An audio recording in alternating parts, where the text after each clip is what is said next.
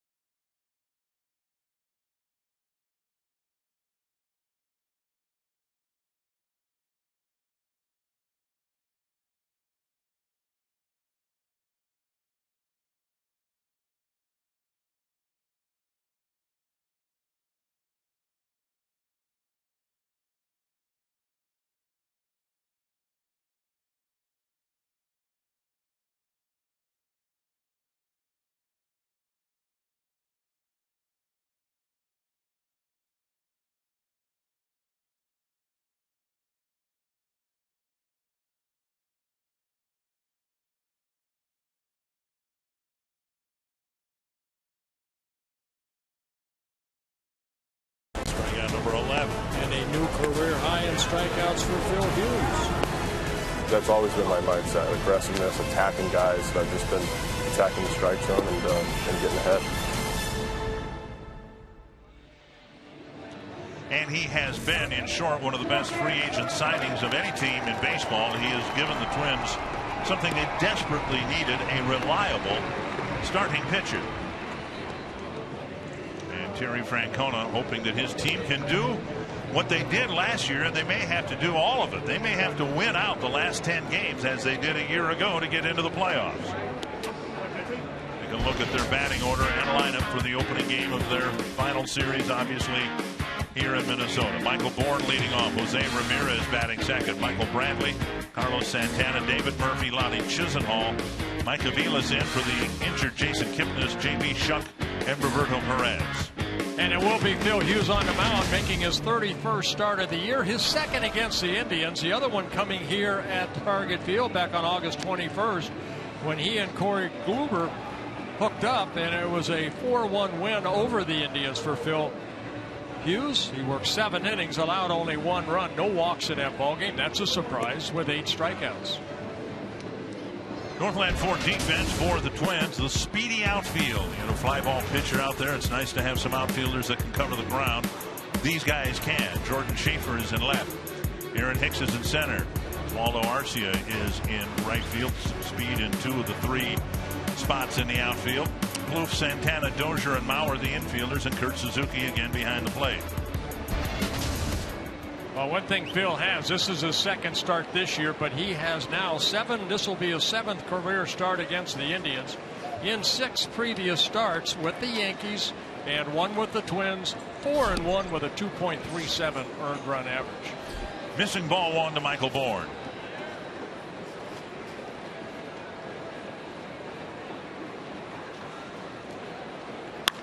Hit to left center field. Hicks heading back to the gap right away. Oh, what a catch by Aaron Hicks to get this game started. Well, you talked about the speed in the outfield, how a fly ball pitcher will need some speed to fill some gaps, and what an outstanding catch by Aaron Hicks. This ball hit by Bourne, looks like it's over his head. Watch him at the last second. Leaping, making a great catch just before he gets to the warning track. Wow. A big first out and a great way for this series to get started.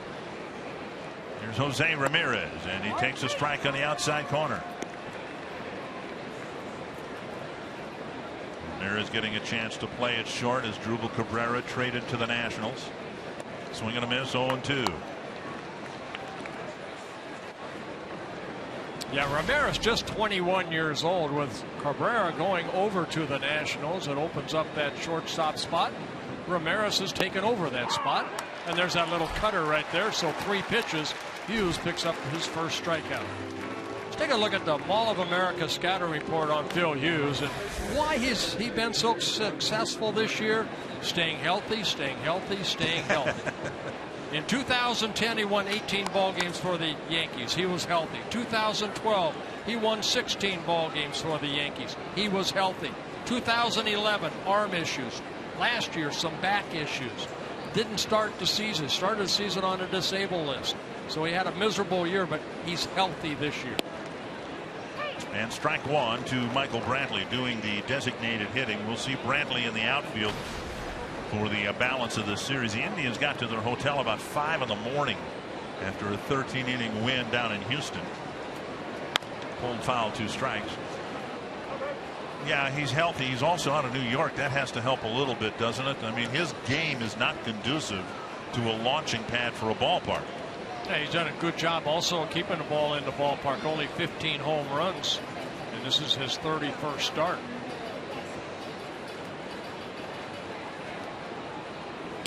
On the outside corner. Got a little help from his center fielder on the 2nd pitch of the inning, but then he struck out the next 2 guys. A 1-2-3 first for Phil Hughes.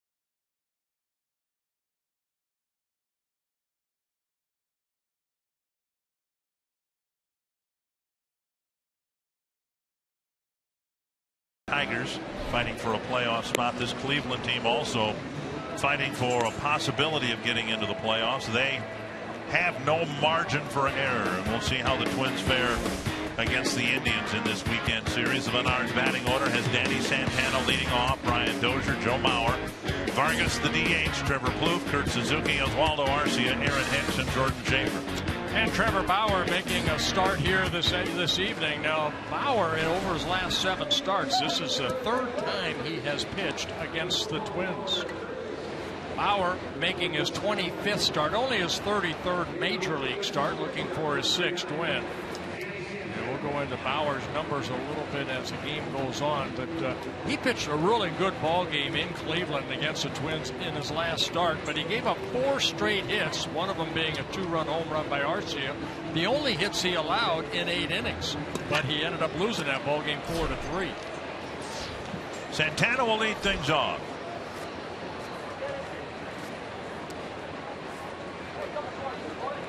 Santana has been red hot here at Target Field. A 16-game hitting streak where he's hitting .413. Strike over the inside corner. Sometimes you go into hitting streaks and you say, well, he's got 18 hits in 16 games. That's pretty good. But Santana has 31 hits in his last 16 games here at home. A high fly down the right field line. That's deep near the pole. Just foul. Talking with Tom Bernansky about Santana.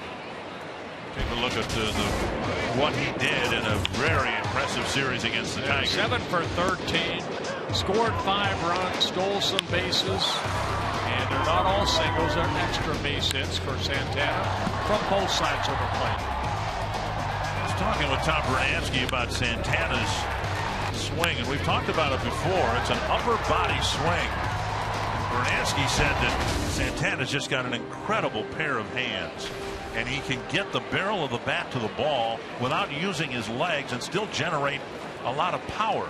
2 strikes from Bauer to Santana. Breaking ball locked him up, 1 away. And that'll bring up Dozier. And Bauer, a strikeout pitcher. Now he has probably about, I'm going to guess, 10 to 12 pitches, and hopefully Perez, his catcher, can be on the same page with him here tonight. But a young man that has a lot of talent, and he has averaged almost a strikeout an inning. Here is Dozier. Dozier just 1 for 8 against Bauer. And he takes a breaking ball over the inside corner. Now Bauer making his 3rd start against the Twins. Excuse me, his 4th, his 3rd here. He's 0-2 with an ERA at almost 6. And he's pitched really pretty well. It's just that he has that 1 inning. He gave up 5 runs to the Twins about 3 starts ago for him against the Twins, and then 4 in his last start. We've seen that on the other side of the coin, haven't we, with pitchers like Kyle Gibson and some of the other younger pitchers. That's almost part and parcel of learning how to get things done up here. You've got to go through that awkward stage where you're susceptible to big innings. 1-2 to Dozier. Just off the outside corner. Yeah, baseball people say, you know, that's basically controlling the damage if you can, and a couple times against the Twins the damage has hurt Bauer.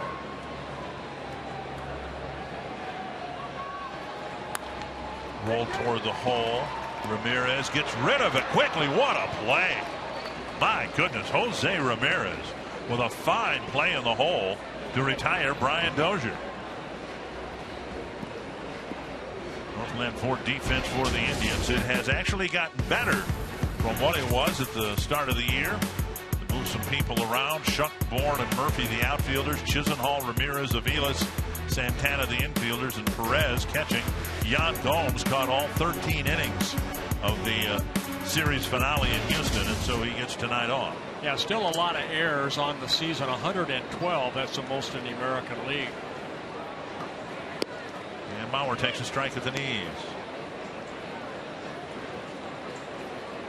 Mauer, a couple of hits, 5 at bats against Bauer. Bauer only 23 years old. Second season with the Indians.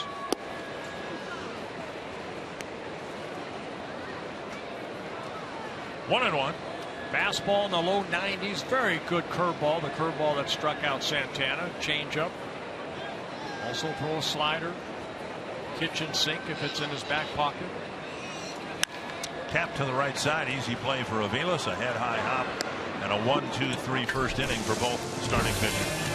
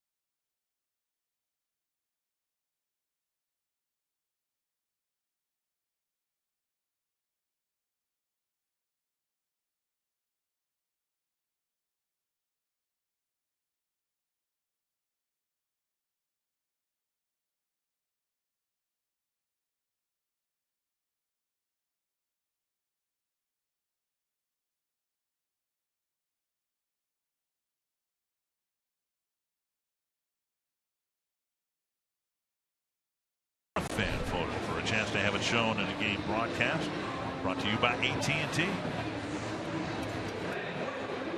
Twins have 10 games left in their season.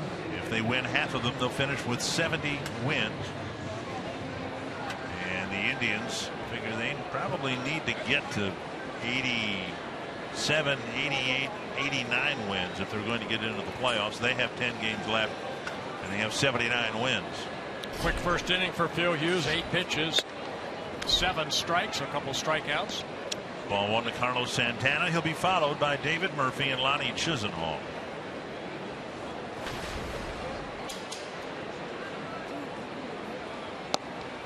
Inside, 2-0.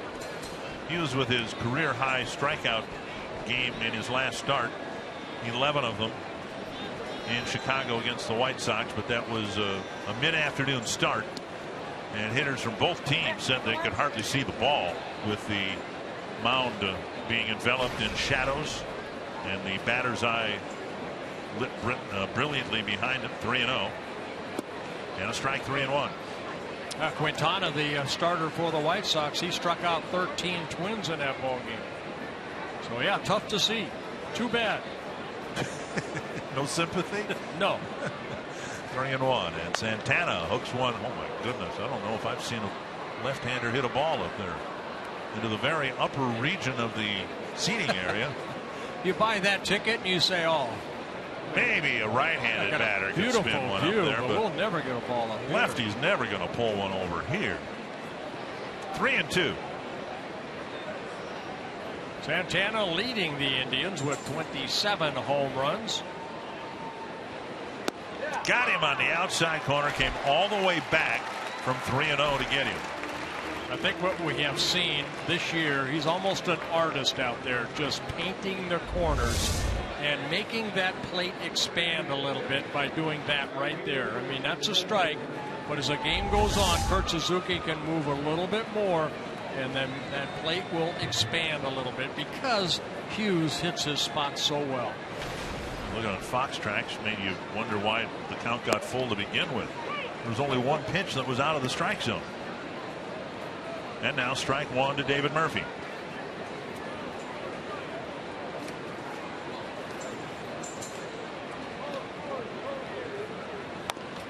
2 strikes. Hughes has certainly proved the point, and you have to be blessed with a good arm. You have to have good control, but you watch him and you realize if you have those things, you can make it look easy. I know it's not. Tap foul. But the way he goes about his game after game, it's the same approach. He's got control. He's got life on his fastball. He's got movement and another nice breaking ball. But you saw what Murphy did right there. He had to swing at a ball a little bit off the plate just to protect the plate, right, because that plate is getting a little bit bigger. And if you're around the plate, watch Suzuki right here. Sit outside. And he just missed away. But one thing Phil has brought a lot of consistency with him. Of course, 7 straight games now he's worked 7 or more innings. So a guy that goes out there and pitches deep into the ball game. 1-2. Breaking ball rolled to Mauer. 2 down. That'll bring up Chisenhall. Season tickets for next year are on sale and prices will remain unchanged. In 2015, Twins season ticket holders will receive new benefits, including an enhanced ticket exchange program, convenient access to tickets on their mobile devices, and more. You can find out more by visiting twinsbaseball.com.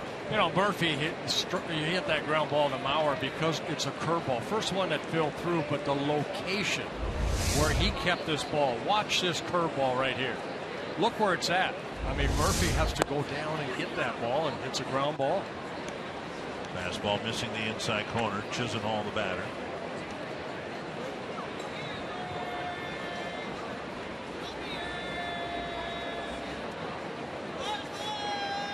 Fouled back. I thought Jack Morris did a great job of analyzing Phil Hughes in the pregame about how he keeps that head still, and he does a good job of hiding the ball. How Phil's doesn't have a long arm. He kind of brings that upper torso, spins right there, and then the quick release. Soft line drive to Santana. Another 1-2-3 inning for Phil Hughes.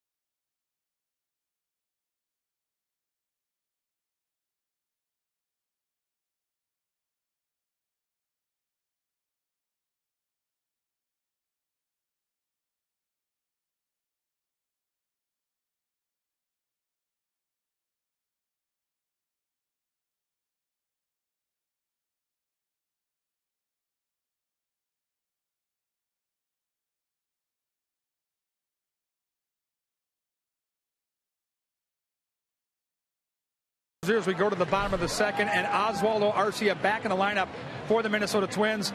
He left the game on Monday, tweaked his upper body, swinging the baseball bat as only he can do.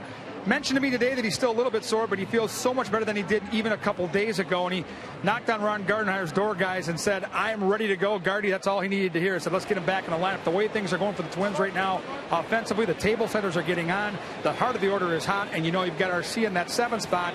He can do some damage to right field. We'll see if he can get it back out there and get that swing a little bit more under control. Plus he has, thank you, Kevin, plus he has great numbers against Bauer, so, you know, all of a sudden your back gets better. 4 for 8. Who's out on the mound? 4 for 8 with 3 home runs. He could be bleeding from his ears, and he'd be in the starting lineup tonight. Vargas takes high twice. It's 2-0. It's Vargas, Plouffe, Suzuki, and then if somebody gets on base or scores, Oswaldo Arcia. Yeah, Bauer can get wild at times. 57 walks in 144 innings pitched. Fouled back 2-1.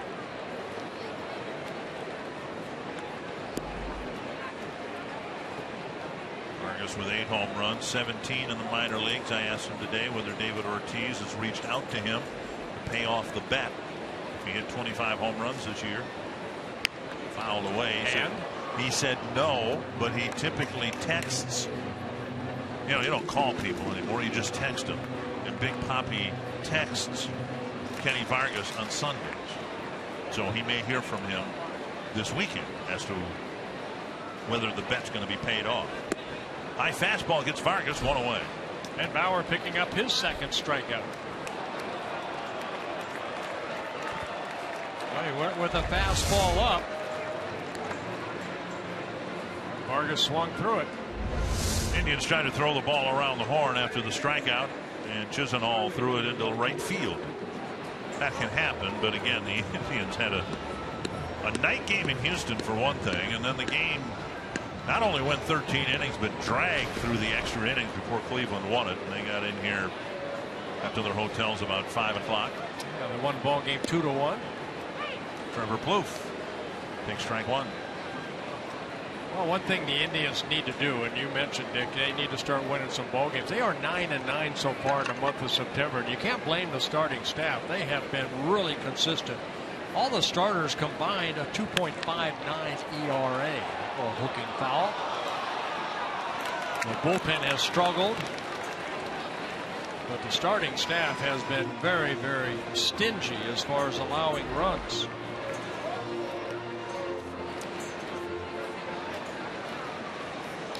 Oh, 2 to Plouffe.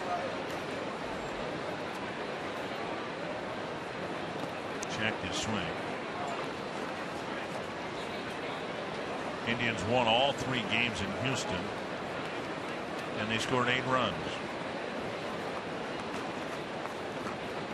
Or they won the last 3 games in Houston, I should say, and scored 8 runs in those 3 games.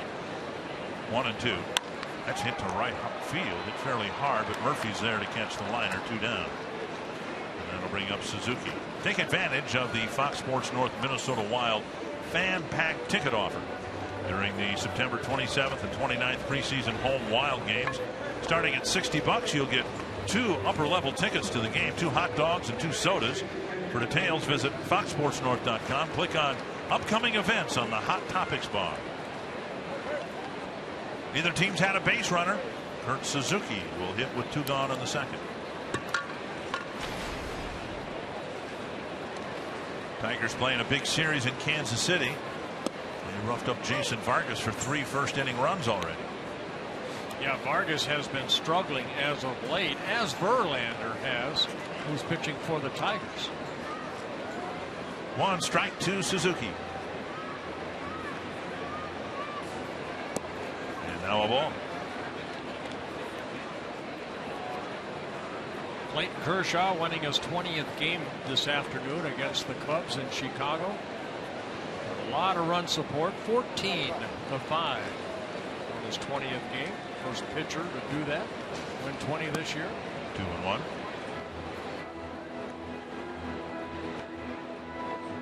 I think there's going to be a 20-game winner in the American League. Jarrett Wright with 17. He leads the American League. Jared Weaver? Weaver, excuse me.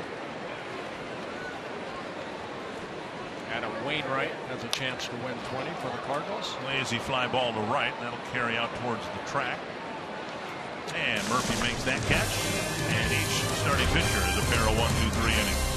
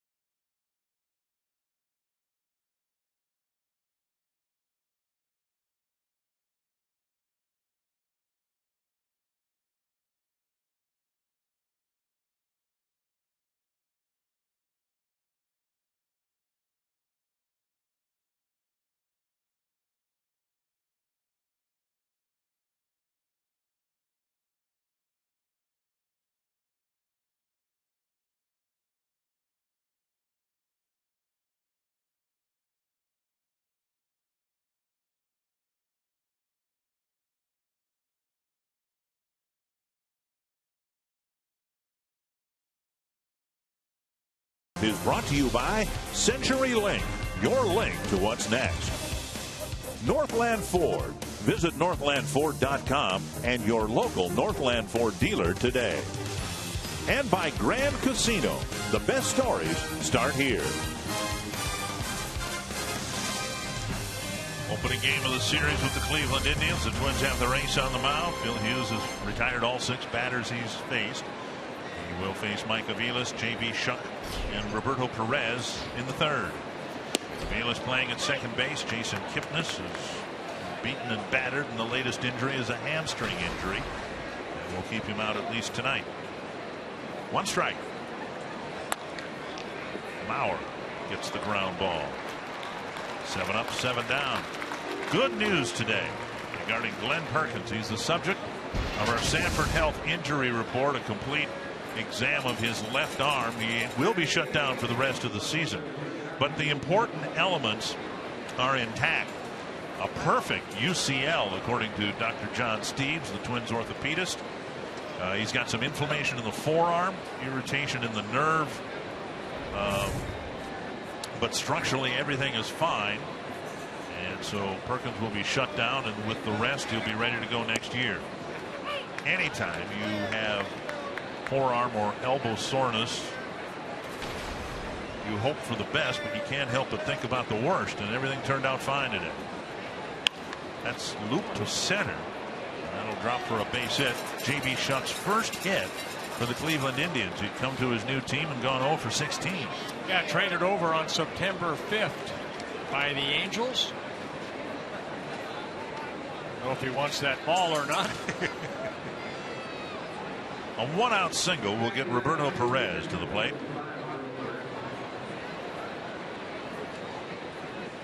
Perez typically catches T.J. House, the scheduled starter tomorrow for the Indians. So it might be that we'll see a lot of Perez, and Gomes will get 2 days off, at least behind the plate. Gomes, of course, can always pinch hit or designate hit. 1 strike. Yeah, Perez, just 25 years old, from Puerto Rico. He came up in the middle of July from AAA, where he was hitting over 353 games.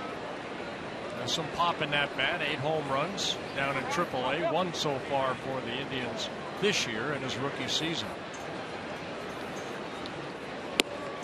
Swing and a miss at a 92-mile-per-hour fastball. We've talked about it before. It's a 92-mile-per-hour fastball, but it's a sneaky fastball because, again, that ball almost comes out of his right ear as the hitters look toward trying to pick up that baseball. Very quick arm of Phil Hughes.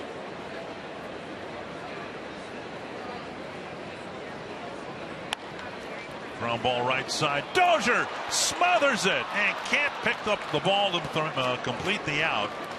A good stop by Dozier, but he couldn't get the handle on it. It'll be a base hit for Perez.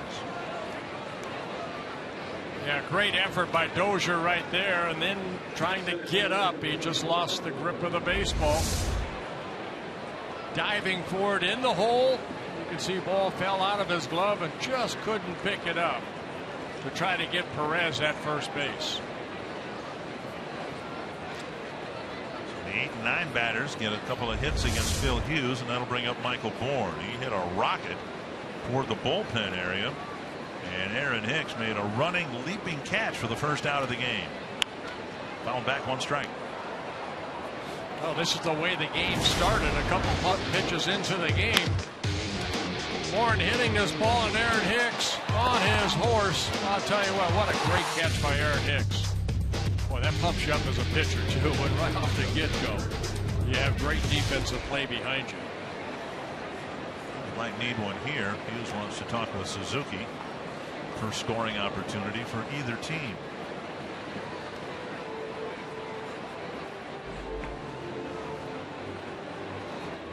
Bourne, a guy that doesn't hit into a lot of double plays, just 5 of them. Very quick out of that batter's box.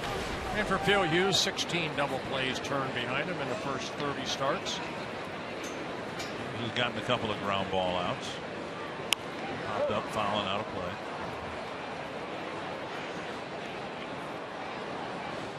Born with 10 triples on the year. That leads the American League.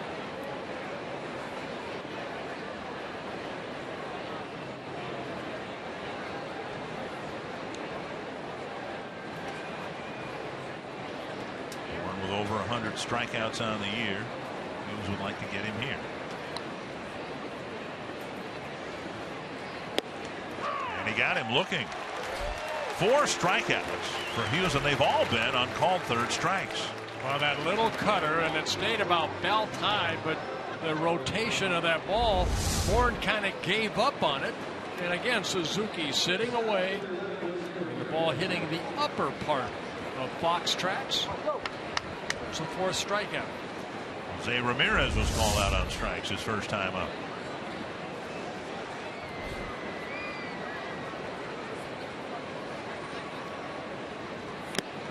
A foul, 1 strike. Both pitchers throwing strikes. Hughes has thrown 33 pitches, 27 strikes, and half the balls were delivered in sequence to Brantley, and he came back and struck him out. Popped up, 2 strikes.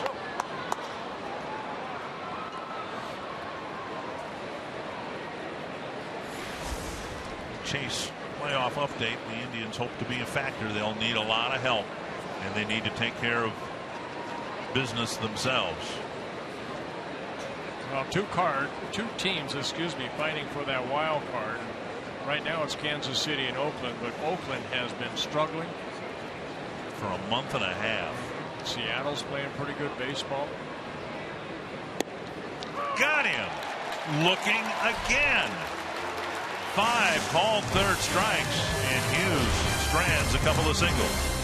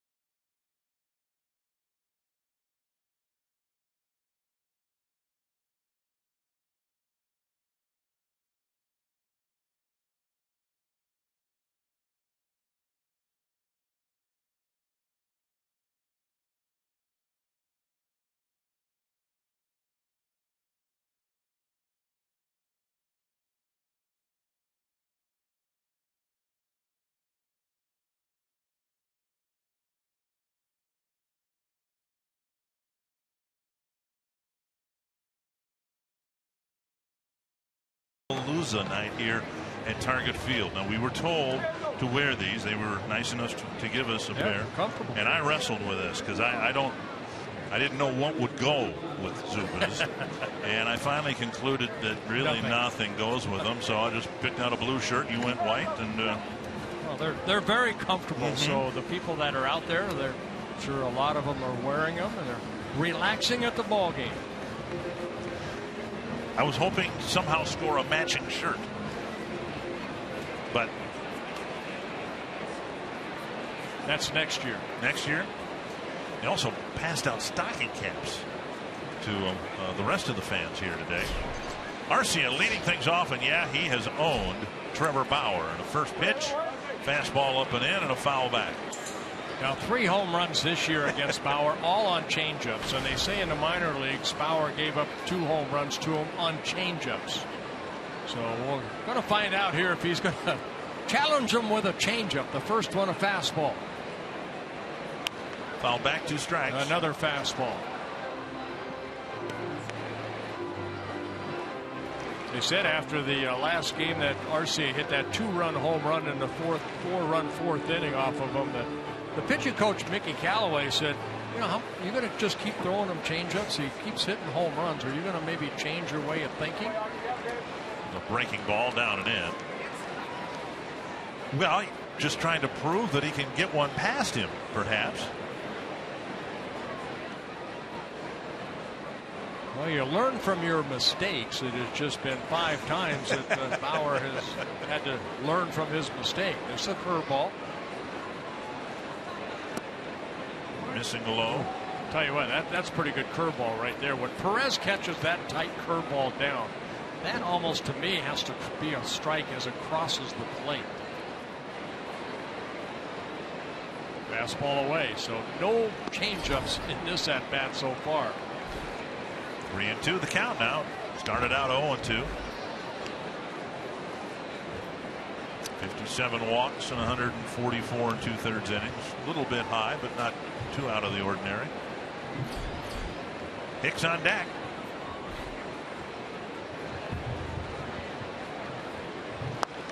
Hook foul.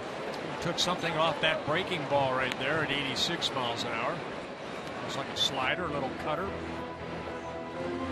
Kansas City, or excuse me, Detroit's added another run onto their total. It's 4-0 in the second inning in Kansas City. I hope there are a lot of people there in Kansas City rooting on those Royals. Full count to Arcia. Fouled back. Well, I would hope so too, and I expect that's the case. They also handed out thunder sticks. You know, the thing the Angels used 12 years ago or whatever. Right. Little plastic sticks that you clap together. Arcia battling Bauer. And another 3-2 pitch coming. A deep drive to right field. He has done it again. Well, at least it wasn't on a changeup. It was a hanging breaking ball, and the Twins take a 1-0 lead. For the 4th time, Arcia has hit a home run off of Bauer. That's his 19th home run of the year. He is now 5 for 9 with 4 home runs against Trevor Bauer. Bauer's only given up 15 home runs and 4 of them to one guy. See the high breaking ball. Good extension by Arcia as he waded back nicely. And with his strength, hits it into the stands in right field. About 4 or 5 rows up.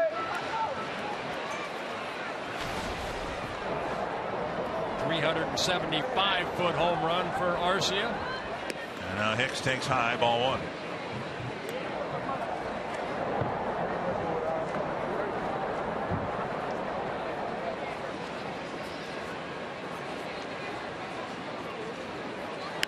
Foul back. Hicks with the game-winning walk-off single a couple of games ago against the Tigers.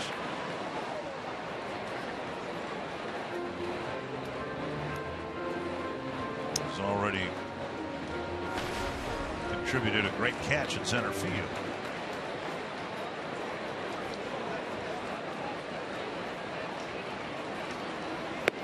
And up high again, 2-1.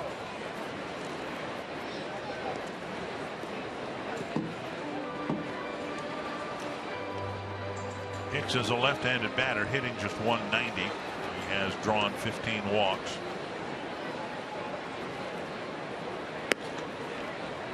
And now 3-1.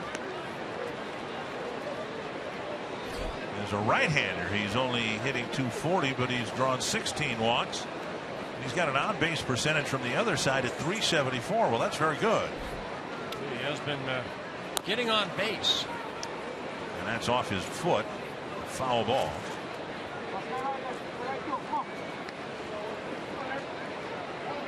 Overall, an on-base percentage of .340, and that's with a batting average barely over 200.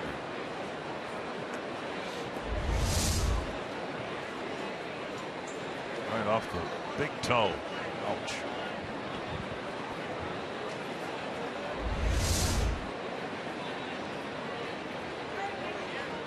Still a little hesitant to get back into the box.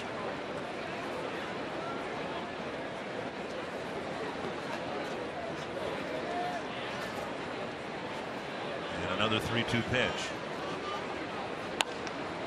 Fly ball left center field.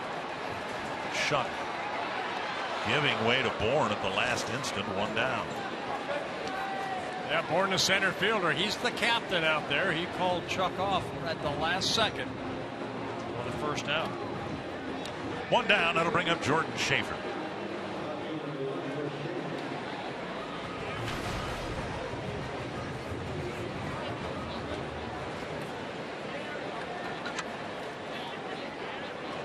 Schaefer hit just 163 for the Braves before the Twins picked him off on waivers, and he's hit nearly twice that much with the Twins. And he will tell you he's hitting almost twice as high as he was with the Braves because he's playing 3 times as much. Yeah, that 163 average came in 63 games and only 80 at bats. 13 hits and 80 at bats for the Braves. Foul back. And what the Twins have seen, it's been in evidence a couple of times, he does have on the bases game-changing speed. Hit a 2-run home run in Chicago the other day, but it was his base stealing that led to an awfully big insurance run in the 9th inning. Bad swing there and a strikeout, 2 down. Oh, good curveball there. Bauer picking up his 3rd strikeout. Tonight the hype for hockey begins with an all-new episode of Becoming Wild. Go behind the scenes in Sweden for an up-close look at Jonas Brodin. Becoming Wild tonight after Twins Live, only on Fox Sports North. Hockey season quickly approaching. The Wild have started training camp already. Here's Danny Santana, called out on strikes his first time up. Strike 1. Santana figures to get a real good chance at being next year's opening day shortstop. This year's opening day shortstop is no longer in the Twins organization. Yesterday, Pedro Florimon was claimed by the Washington Nationals. And Florimon, a wizard with the glove and with his arm, but he never was able to hit much. Santana swings and misses 0-2. We wish Florimon the very best with the Nationals. Now, if they play him in the final week and a half of the season, which they can do, he is not eligible for the postseason roster because he was acquired after September 1st. Santana dumps a pop-up in foul ground, chased by Chisenhall, but he won't get there.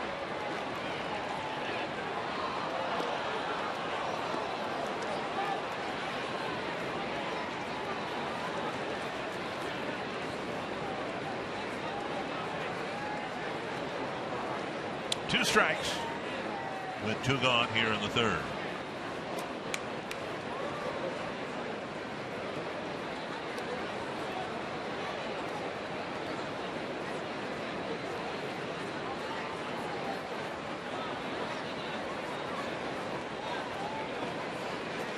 And another swing and a miss at a breaking pitch in the dirt. Santana has struck out twice against Trevor Bauer. But Bauer cannot seemingly get Arcia out. For that matter, he can't keep him in the ballpark.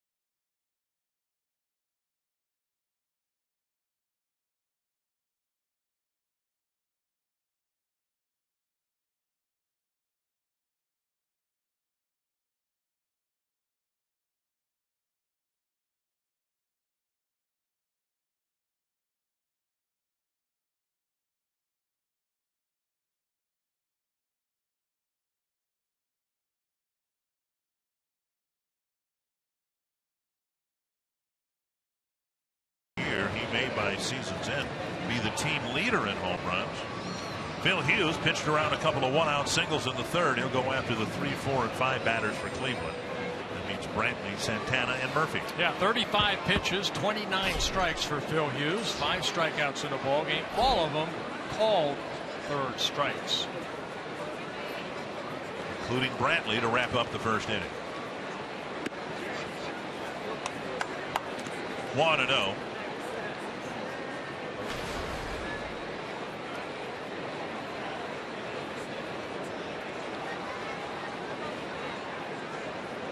Foul back.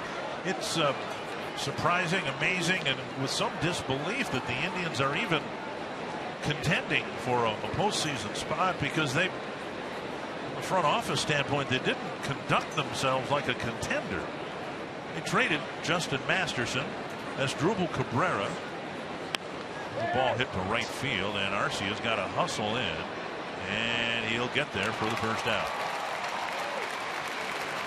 Gone in the fourth. That'll bring up Carlos Santana.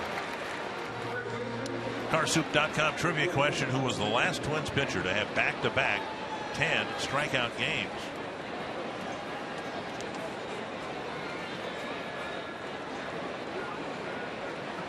I'm just going to go with the easy guess on that one, the guess of probably most of our viewers. Here's Santana. Scott Baker. Here's Santana. Carlos Santana. I'm going to go Liriano.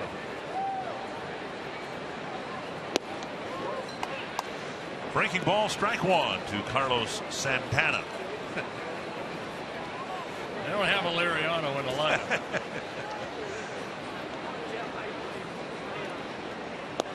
Strike two. 2 good breaking balls there. He mixes his pitches in so well. 33 of 40 strikes. In his last start, when he struck out 11, 106 pitches, 75 strikes. Rolled to the right side. Dozier makes the last hop out of the grass, throws him out. All 3 curveballs and gets a ground ball out. How does your child measure up to Joe Mauer? You can find out by attending the Kids Appreciation Game on Sunday. The first 10,000 kids 14 and under will get the Joe Mauer growth chart, courtesy of Our Family Brands. Get your tickets now for Kids Appreciation Day, September 21st, by visiting twinsbaseball.com or by calling 800-33-TWINS. 2 down. Here's David Murphy. Little cutter right there for strike one. You know what, that 3 curveballs to Santana, what it did, it takes that hitter's power away. Santana took a couple, then he went a little bit lower, and Santana got ground ball out. Right center and deep. Arcia going back and leaping against the wall. No catch on the hard carom, corralled by Hicks. I think the lesson's been learned there. Arcia went to the wall and he didn't catch it, but Hicks took a deeper angle. When in backing up the play, we've seen so many balls over the last couple of weeks. Carom pass, not just the initial fielder, but the backup outfielder. Yeah, with the padding right here, and this is what you want your outfielder to do, is go back and hopefully that ball, maybe he's got a chance to catch it, but look at Hicks right here.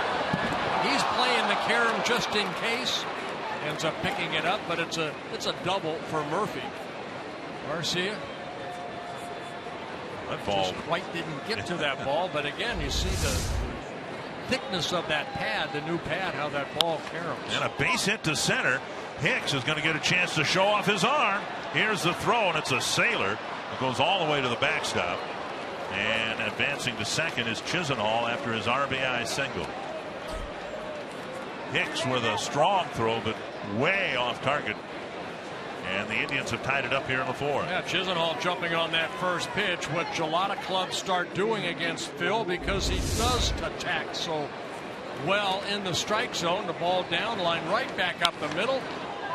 Murphy, who just hit the double off the right field wall, scores a tying run. And on the errant throw, Chisenhall goes to second base. No error on the play. Now Aviles takes outside a ball. The Indians have tied it up. The go-ahead run now in scoring position.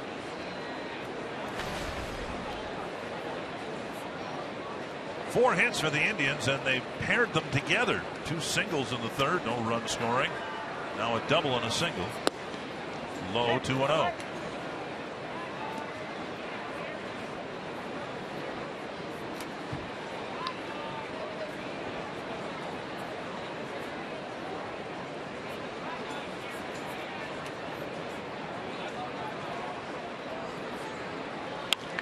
For the hole and deflected off the glove of Santana. Chisenhall will score, and it's 2-1 Cleveland.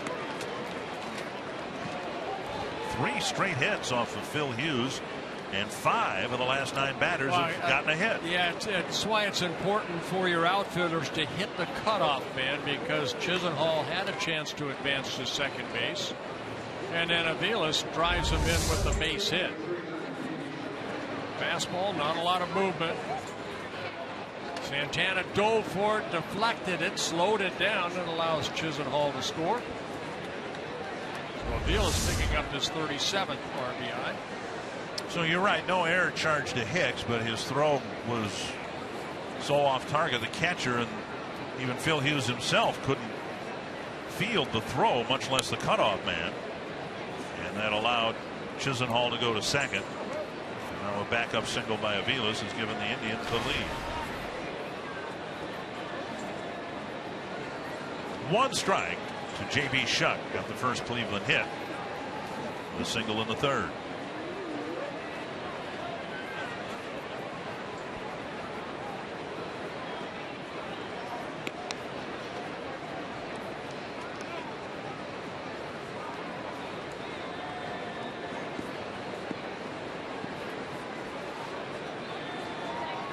Suzuki's got something distracting him a little bit. A little extra time.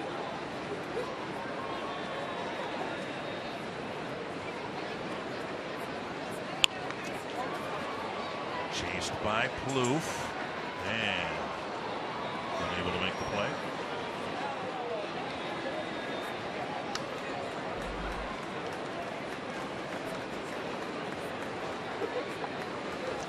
Some dirt in his eye. 2 strikes to J.B. Shutt. Hughes has not struck out anybody looking this inning.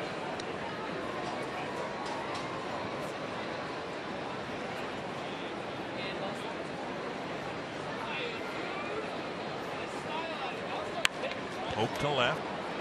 Carry out to Schaefer, and that ends the inning. 3 straight hits, a couple of Cleveland runs. Stay tuned for this important message from Meshbecher and Spence.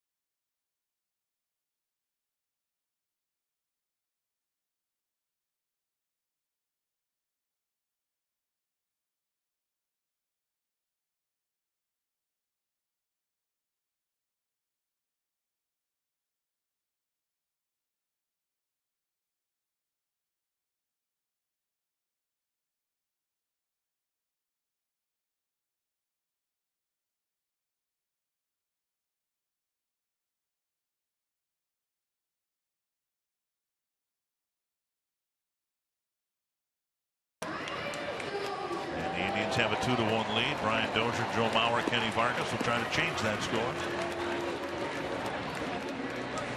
3 games with Cleveland. Then the Diamondbacks come here for 3.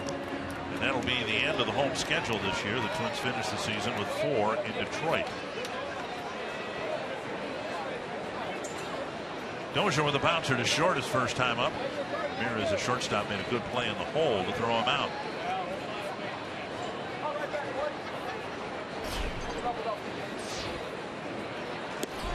Over the inside corner, strike one.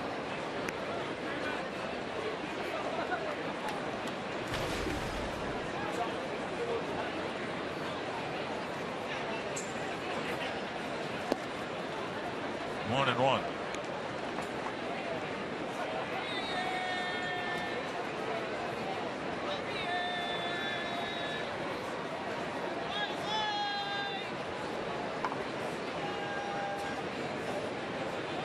Breaking ball dribbled in front of Chisenhall. Nice play on the run, one down.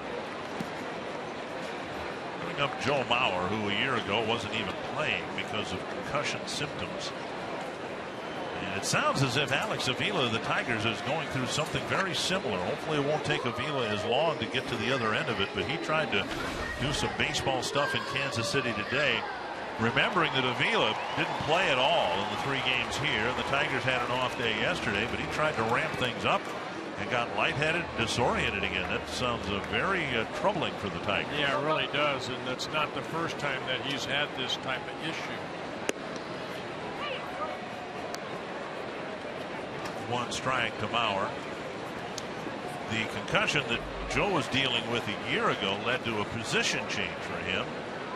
Terry Ryan met with Joe and they decided mutually that it just made more sense for him to move to first base. It's not going to be an option for Alex Avila. You don't want to put him at first? Maybe Cabrera would catch. I don't think so. Avila is a catcher and he doesn't really hit well enough to unseat anybody else in that Tiger lineup. 1 and 2. Tigers are going to go with their 3rd string catcher tonight in the opener of this critical series with Kansas City. 1 and 2 to Mauer.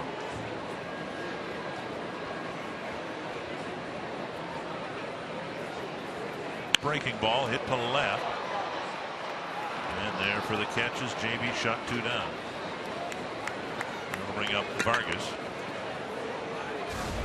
TV standings showing you that Tigers with a half-game lead over Kansas City.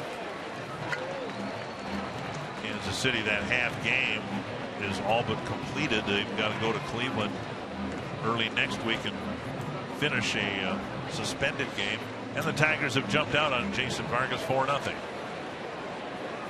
2 down. Here's Vargas, Kenny Vargas. He struck out swinging his first time up.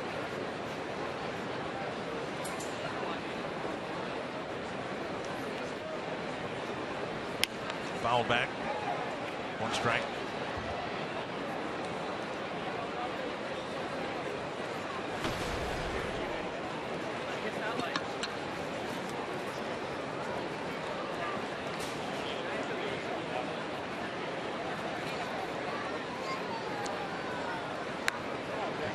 Strike 2.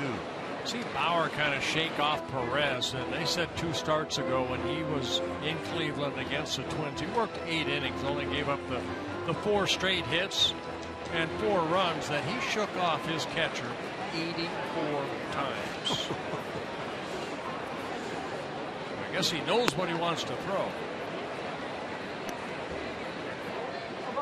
His different program and his stubbornness, for lack of a better term, belies somebody who doesn't really have that much major league experience.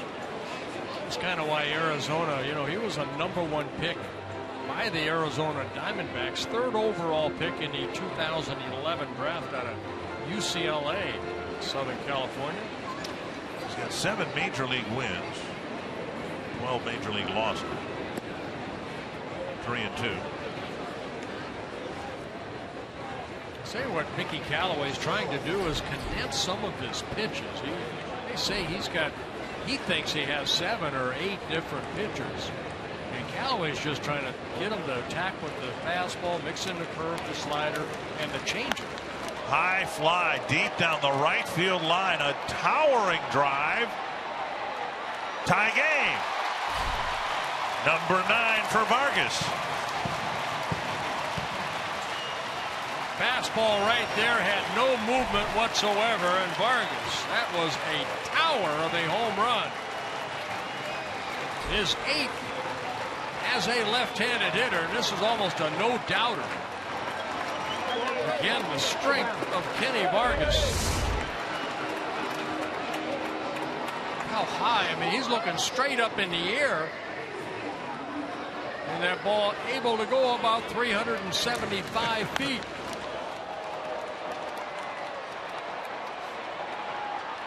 Almost where Arcia. I was going to say that landed about 5 feet from where Arcia's ball landed. And it was 5 feet. That's 370 feet they marked. Is that right? And Vargas was, Arcia was 375. Trevor Plouffe taps the first pitch foul. Only 2 base runners for the Twins, but they really haven't been runners. They've been trotters. 1-1.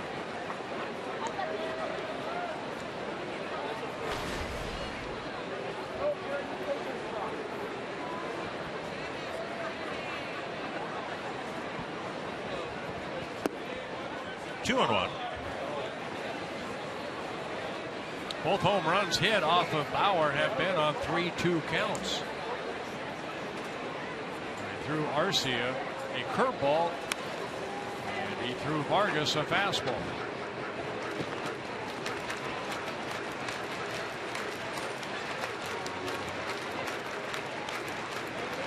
Two for one strike to ball ratio for Bauer.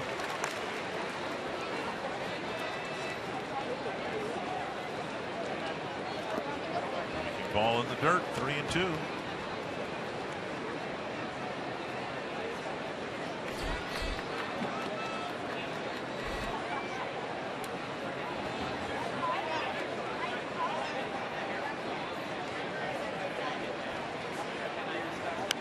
Roll back.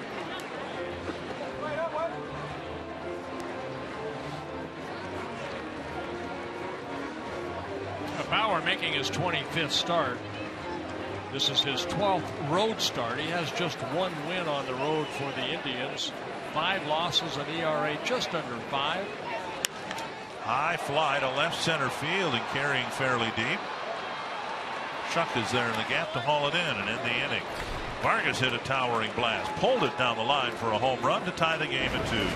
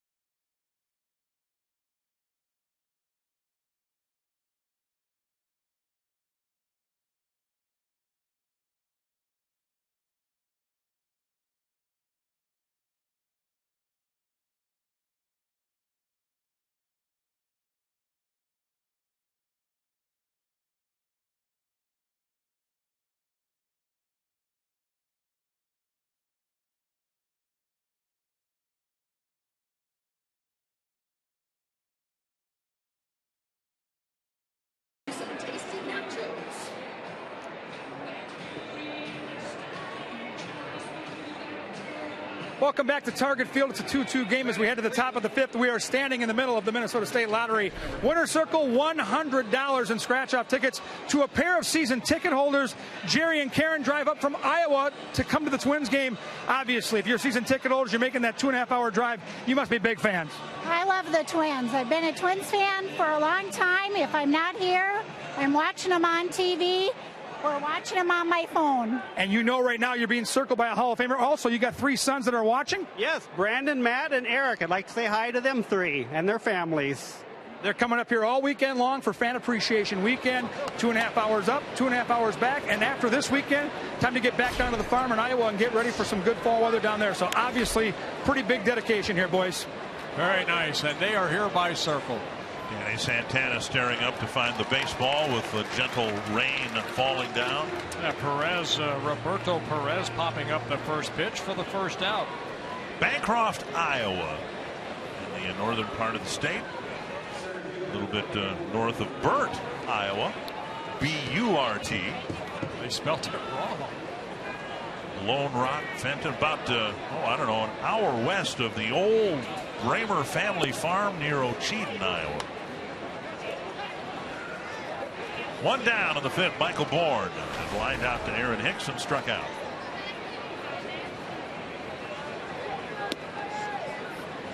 One strike, now a ball.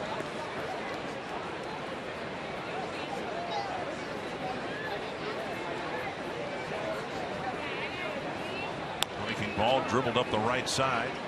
Bauer gathers it in, beats Bourne to the bag, 2 down. Good as to Jose Ramirez. The 2015 regular season schedule is out. In fact, I just picked up some pocket schedules. Did you see the pocket schedules for next year out here? And it's not too early to start thinking about games you might want to attend next year. The home opening series is April 13th, 15th, and 16th against the Royals. 20 interleague games next year, including a home weekend series against the Brewers in early June. You can find out more about the 2015 schedule at twinsbaseball.com. Here's Ramirez, and there is strike 1. Ramirez has been called out on strikes twice. On pitches away, and he took strike 1 away. Looks like Suzuki tried to set up inside, but he was missed outside. A rare miss for Phil Hughes.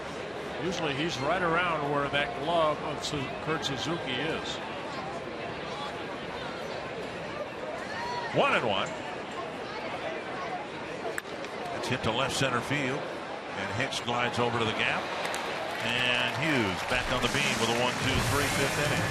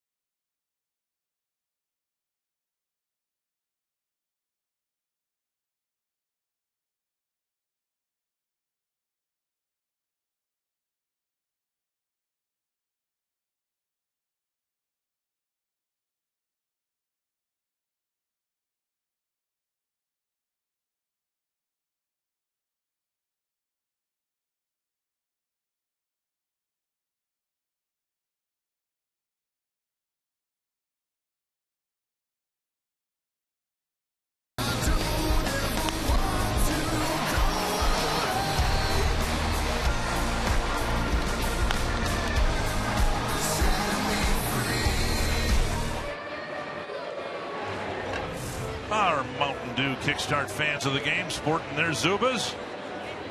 And the stocking hat that was also given away today. The Twins in a tie ball game here. It'll be Kurt Suzuki leading off the 5th against Trevor Bauer.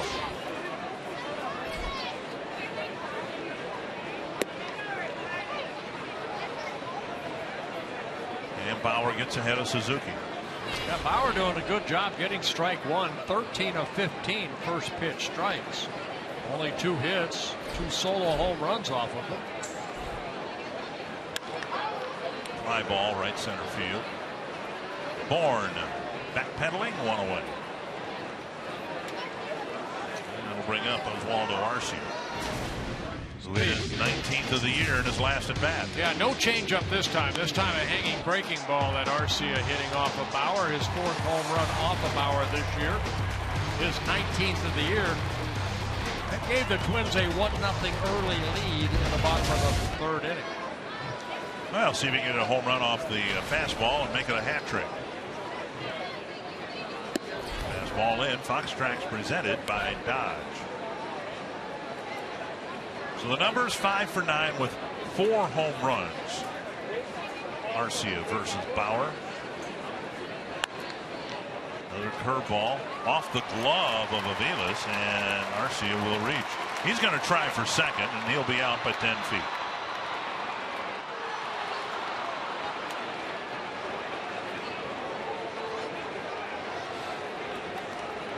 I don't know whether it'll be a hit or an error, but Arcia will be thrown out easily trying to go to second. Yeah, bad decision right there on the base pass.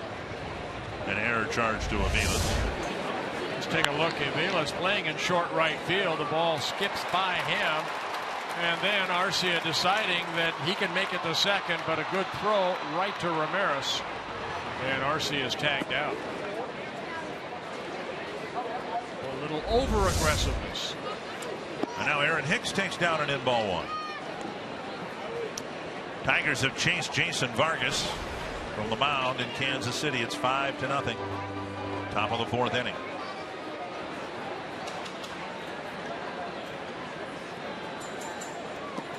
On an in 2-0.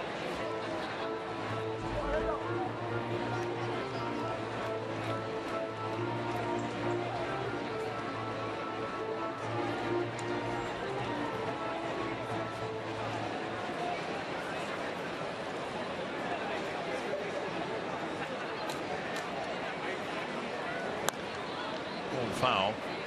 Hicks is a big, strong man, can run really well. He is not, never has been, much of a home run hitter. Last year, a little over 350 at bats between Rochester and Minnesota, and he had the 8 home runs he hit up here. He didn't hit any in Rochester.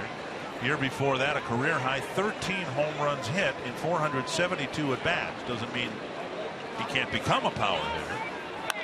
Pulled to the right side, and Aviles gets another chance, makes this one, and throws Hicks out. And Bauer faces just 3 men in the 5th.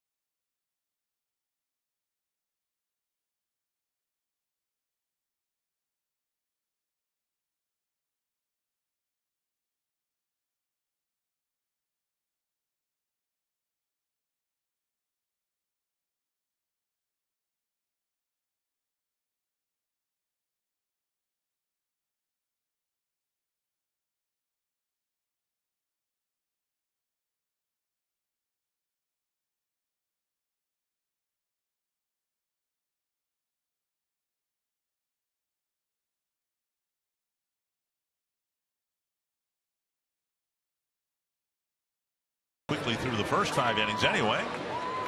And now a look at our AT&T fan photo of the game. You can tweet your photo to #NorthFanPhoto and a chance for it to be shown in an upcoming game broadcast brought to you by AT&T. Very nice. Thank you for the photo. Michael Brantley will lead off the 6th against Phil Hughes. Indians have 5 hits. They've been consecutive hits, back-to-back hits in the 3rd, 3 straight hits, and a couple of runs in the 4th. Only 57 pitches for Phil in his first 5 innings. High fly deep down the right field line. Garcia just turns and watches it leave. A home run for Brantley on the first pitch of the 6th inning. And Brantley having a breakthrough year for the Indians. Jumped on that, looked like a cutter, middle in, and put the Indians up a run. His 20th home run of the year. He's driven in 95 runs now.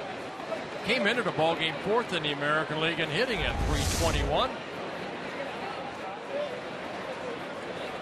Looked like a cutter in, and Brantley opened up quickly.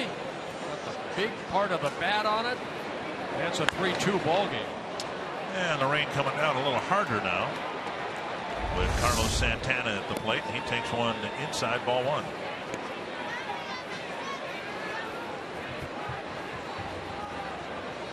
Home run measured at 403 feet.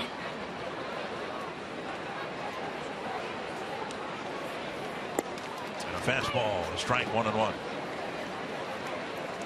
I think what has to be encouraging for the Twins, who have Hughes signed up for 2 more years, is his best months statistically are coming at the end of the year. Now, he had a really good month of May, 3-0 with an ERA of 1.62, but so far in August, an ERA of 2.06, and prior to his start tonight, an ERA in September of 2.45. 2-1. Popped up near 3rd. Plouffe, only infielder on that side, makes the catch, 1 away. We'll bring up David Murphy. Tomorrow, MLB returns to Fox as the Tigers and Royals meet in Game 2, and then Fox Sports 1. The National League Central leading Cardinals take on the Reds. Action starts at 11:30 Central on Fox, continues at 6 p.m. Central on Fox Sports 1, streaming live on Fox Sports Go. And we will have the Twins and Indians here on Fox Sports North at 6. Yeah, with that pop-up of Santana right now, Phil Hughes right at 200 innings pitched this year. First time he's been able to pitch 200 innings in a season. Again, he's not showing any signs of fatigue. He's pitching his best at the end of his first season or so, it appears. This one hit to the gap, and Hicks is over to make the catch out, number 2. Yeah, a couple of years ago with the Yankees, when he won 16 ball games and 32 starts, he worked 191 in the 3rd innings. You can see the rain falling. If the bugs can fly through the rain, the baseball players ought to be able to play through it too, you would think. Here's Chisenhall, drove in a run with a single his last time up.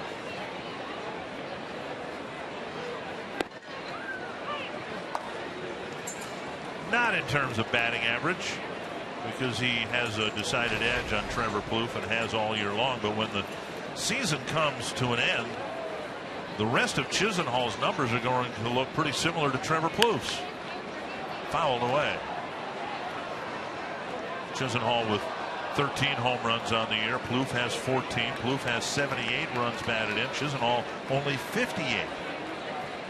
So if you believe that the Indians have found their 3rd baseman in Lonnie Chisenhall, then maybe the Twins have found their 3rd baseman in Trevor Plouffe. Missed the outside corner, 1-2. Looked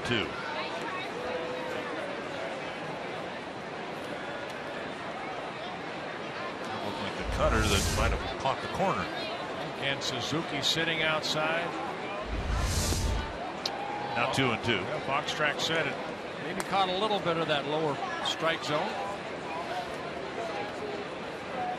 Fielding Colbreth behind the mound here tonight. The crew chief. 17 years at the major league level, he's been calling balls and strikes. And Chisenhall hooks a smash over the reach of Dozier, a 2-out single. Second hit for Chisenhall. 2 hits and a line out so far tonight against Hughes, and now Mike Aviles.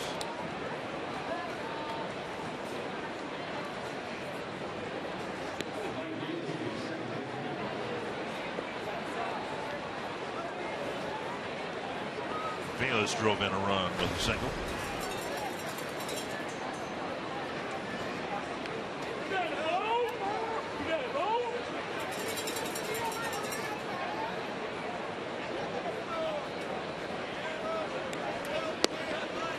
Strike one call.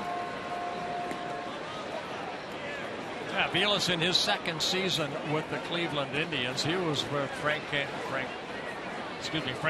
in Boston for a couple of years. He came over to Cleveland. That's pulled down the line, a base hit. Schaefer hustling to it.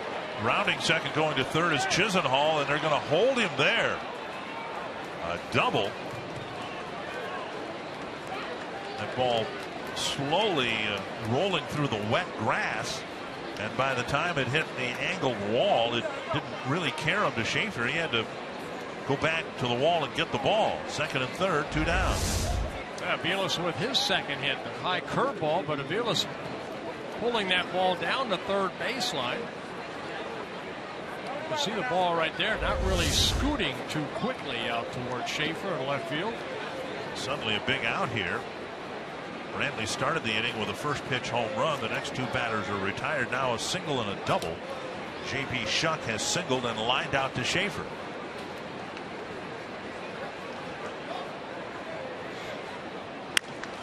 Jam shot and a little dribbler. Dozier charges, flips, just barely got him. Shuck hustled down the line and nearly beat it out and extended the inning. Terry Francona is looking at Sandy Alomar. And Sandy says no. Shuck said he didn't beat it out. A run for the Indians. They've got the lead.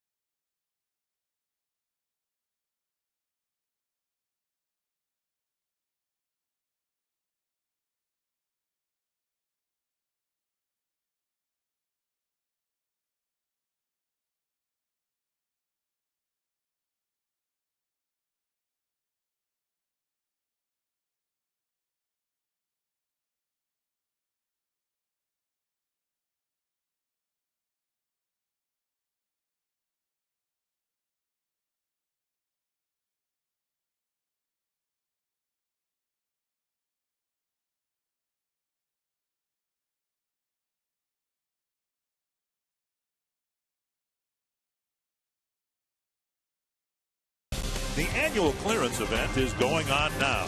Toyota, let's go places. By Sanford Orthopedics and Sports Medicine for the everyday competitor in all of it. And by McDonald's.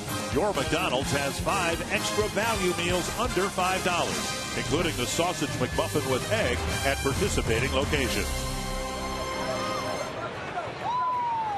Lonnie Chisenhall with another hit for the Indians. Home run by Michael Brantley putting the Indians back in front, though 3-2. It'll be Jordan Schaefer leading it off against Trevor Bauer. Way to go, buddy! And Schaefer tries to bunt here. Up and away, ball 1. Yeah, only 2 hits off of Bauer, both of them solo home runs. No walks in a ball game, 4 strikeouts. This will be pitch number 75. Popped up. It is near the Cleveland dugout and out of play, 1-1.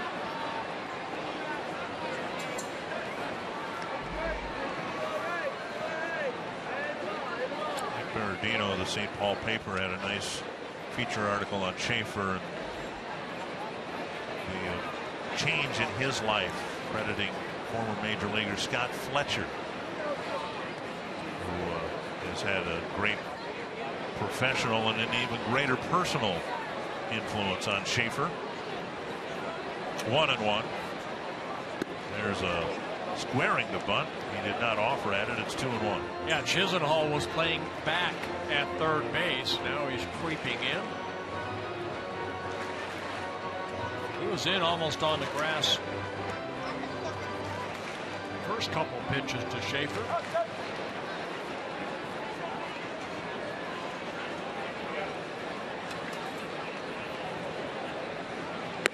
Now up high, 3-1. Santana on deck.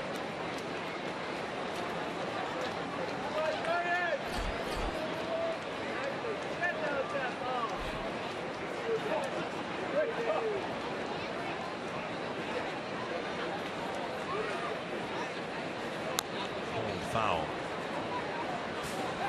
Schaefer trying to get aboard, see if the Twins can use his speed. They really haven't forced Bauer to pitch from the stretch at all. 2 runs have scored on home runs. The other base runner, Arcia, reached on an error, but he was thrown out on the same play trying to go to second base. Pretty deep to go into the ball game without having thrown 1 pitch from the stretch. 3-2 to Schaefer. Struck him out. He went with a breaking ball, the same breaking ball that struck out Schaefer in the 3rd inning. Strikeout number 5 for Bauer. Hitting Schaefer for the 2nd time. Looks like a little slider right there. Strikeouts have been an issue for Santana against Bauer. Santana is 1 for 10 with 7 strikeouts against Trevor Bauer, and twice in 2 at-bats here tonight. He's throwing him a lot of breaking balls. That little cutter right there. Struck out in the 1st and the 3rd inning on the curveball. First time it was a called 3rd strike. Went down swinging in the 3rd. Up high a little bit, 1-1.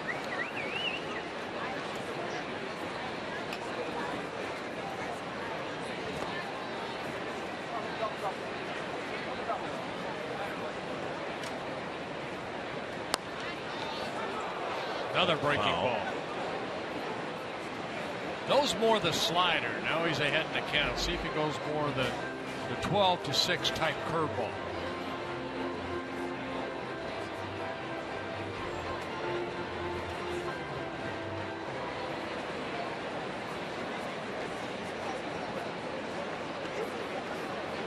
There's the curveball.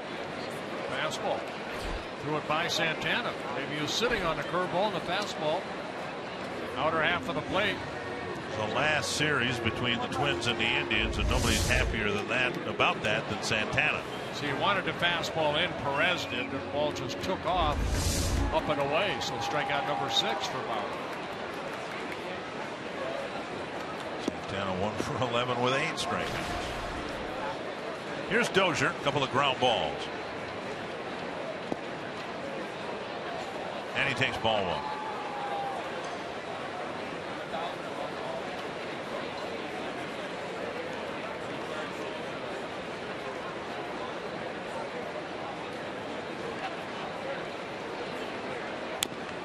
Foul. Dozier leading the team with 20 home runs, but he has not hit a home run in close to 6 weeks. And now he's got Arcia on his heels with 19. I think Dozier thought he hit a home run here a couple days ago. He needed a 1/4 inch more. Yep. At the very edge of the padded wall in left center. Outside, 2-1.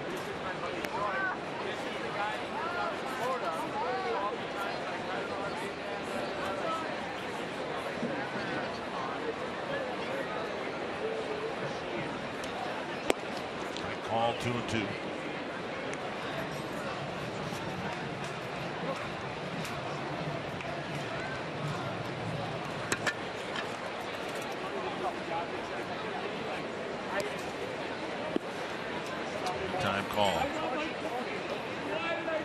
Cleveland in this race. Danny Salazar pitched a great ball game last night. He's a young right-handed starter for the Indians. You have Bauer. We'll see T.J. House tomorrow, who's pitched very well against the Twins.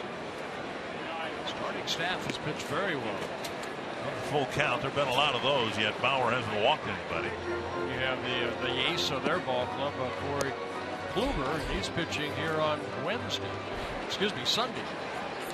Sixth full count for Bauer. The 2 home runs have come on 3-2 pitches.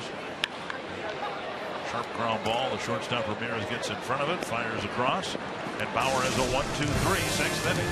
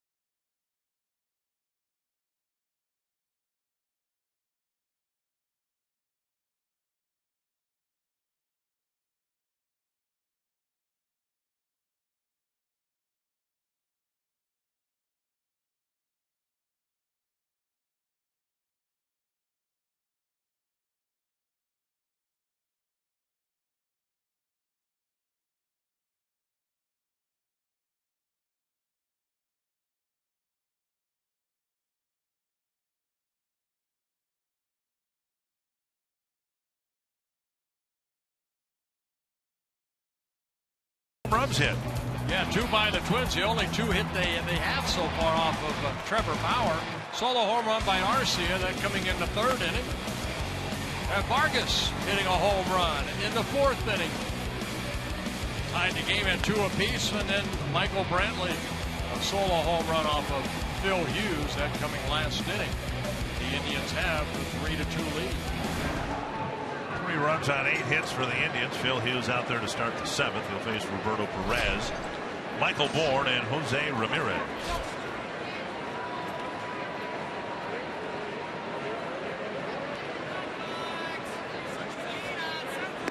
Up and in, ball 1.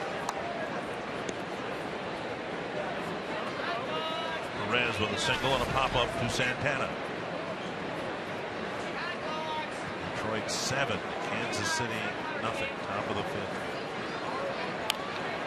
For Cleveland's purposes, maybe the best thing that can happen is that the Tigers sweep the Royals, because the Indians can do something against Kansas City. They're done playing Detroit.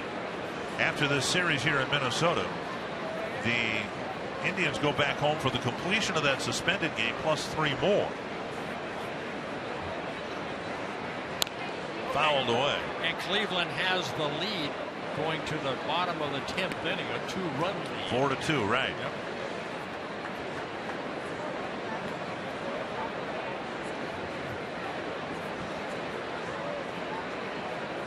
One and 2 to Perez. And then the Indians finish the season at home against Tampa Bay. To the right field corner. That'll be chased by Arcia. Fair ball, and Perez goes to second. And Arcia has issues in the corner again, and Perez will go all the way to third base. The ball just tends to give Arcia one problem after another in that corner, and it just took a long time for that ball to get back to the infield. Yeah, it's out of our sight where we sit and watch that ball, but it did stay fair, and it looked like a double. But Perez taking a fastball the other way. Arcia hustling after it. We'll see what it happens in the corner. Short hops the corner, bounces up, and then Arcia has trouble picking up the ball. Double and an error will be charged. Infield in on the corners, and now about halfway in the middle infield as well for Michael Bourne. Off-speed pitch missing. 9 hits for the Indians. The Twins have just 2.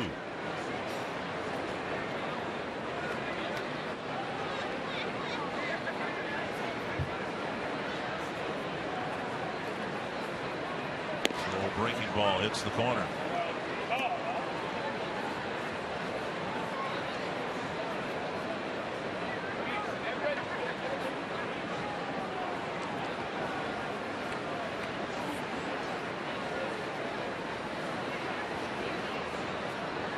Bourne being bothered by a bug of some sort.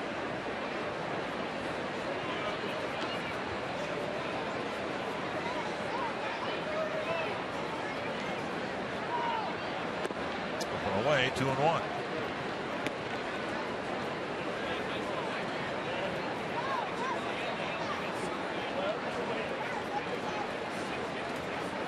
He's trying to keep this a 1-run game. An ultimate challenge. Runner at third, nobody out. High fly to right. Arcia going back to the wall, coming in. There's a catch, but deep enough to score Perez from third, and it's 4-2.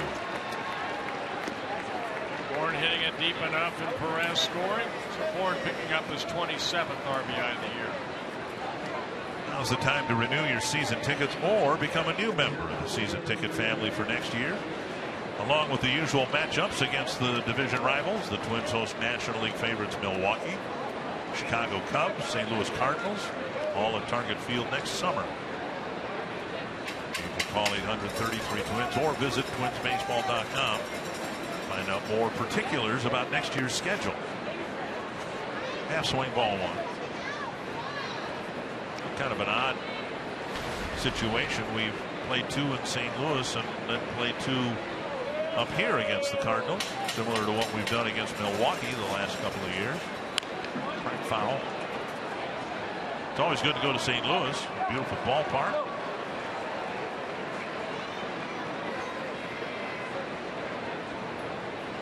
Of course, I think every broadcaster, every fan would like the Twins to play at Wrigley Field, but it'll be the other way around this time. Bluth will chase this, but it spins back into the seats. Yeah, that's what I was hoping. We haven't been to Wrigley Field in a while. 5 years, I'm guessing, something like that. 6.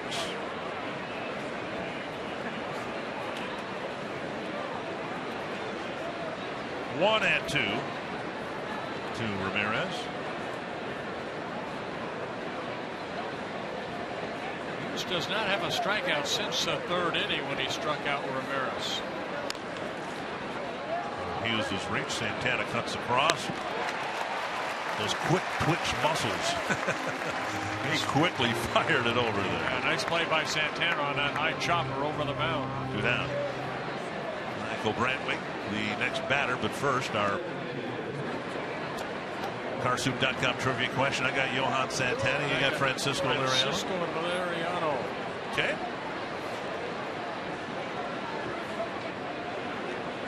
We nailed it. Hughes looked like he was going to get 10 or more in this game after picking up 5 strikeouts in the first 3 innings, but has not had one since. Strike at the knees. Brantley teed off on the first pitch from Hughes in the 6th inning. And hit one into the seats and right. Gave the Indians a 3-2 lead. They've added another run here in the 7th.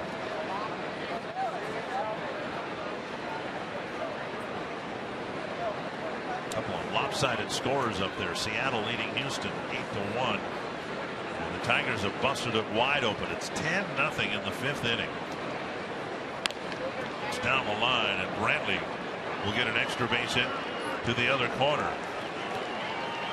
Schaefer fires it back in toward third base. Brantley pulled a home run. Now he slaps a double the other way. 10 hits against Phil Hughes, and here comes Rick Anderson. Well, again, Brantley having a breakthrough year. 41 doubles now. Came in 4th in the American League in hitting. Just that fastball down, took it the other way. And Schaefer plays a little carom and gets it back in.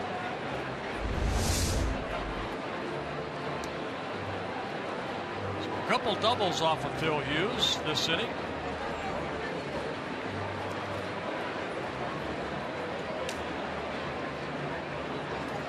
Some action in the Twins bullpen.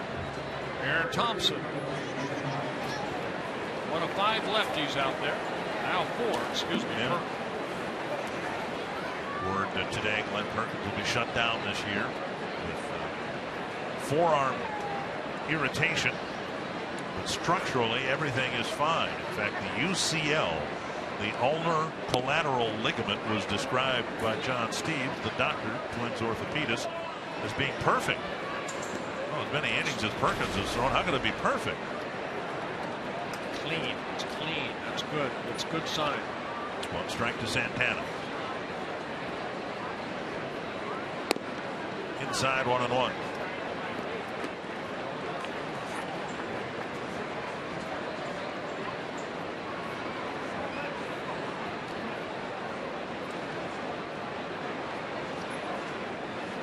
This has done a good job at changing speeds on Santana, mixing in all his pitches. Cutter stayed inside. 2-1. Santana probably discouraged with the news that Perkins has done for the year, because again this year Santana has just pretty much owned the Twins closer. Tap to the right side. Dozier from the outfield grass throws him out to end the inning. Another run for the Indians. Home half of the 7th coming up. Cleveland leads by 2.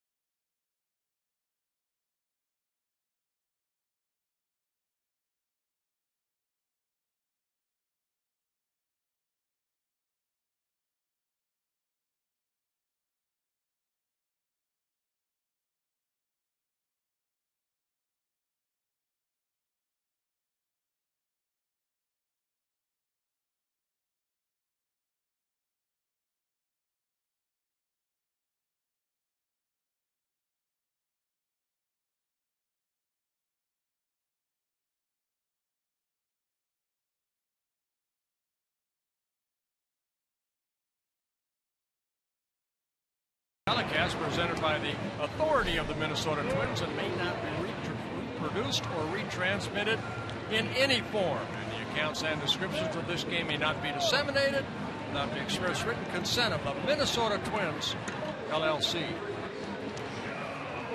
Twins fans sporting the Zubas handed out. If you bought a particular ticket, had to come through a certain gate, you got the Zubas with the TC logo on the right hip. Bauer pondering how he's going to get Joe Mauer out. He's gotten him out twice on a ground ball and a liner to left. 89 pitches for Bauer in 6 good innings. Only 2 home runs allowed. That's been it. I mentioned last inning has not worked out of the stretch yet. Let's see if the Twins can get him in that stretch. Strike one.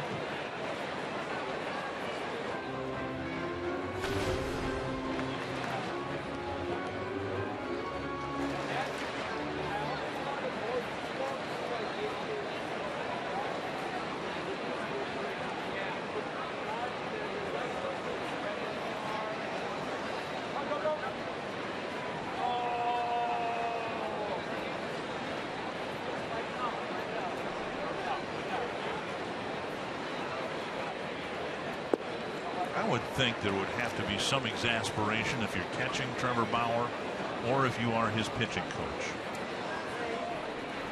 To have someone so inexperienced up here, so he's set in his way. I guess that would be he's got a routine that he does. He comes out about 6:20 for the 7:10 game, almost 50 minutes prior. And he has this wand that's almost like a javelin that he'll loosen up. He did it in front of the dugout here before the ball game. Plays a lot of long toss. I mean, I'm talking a lot of long toss, even before he hits them out in the bullpen with headsets on.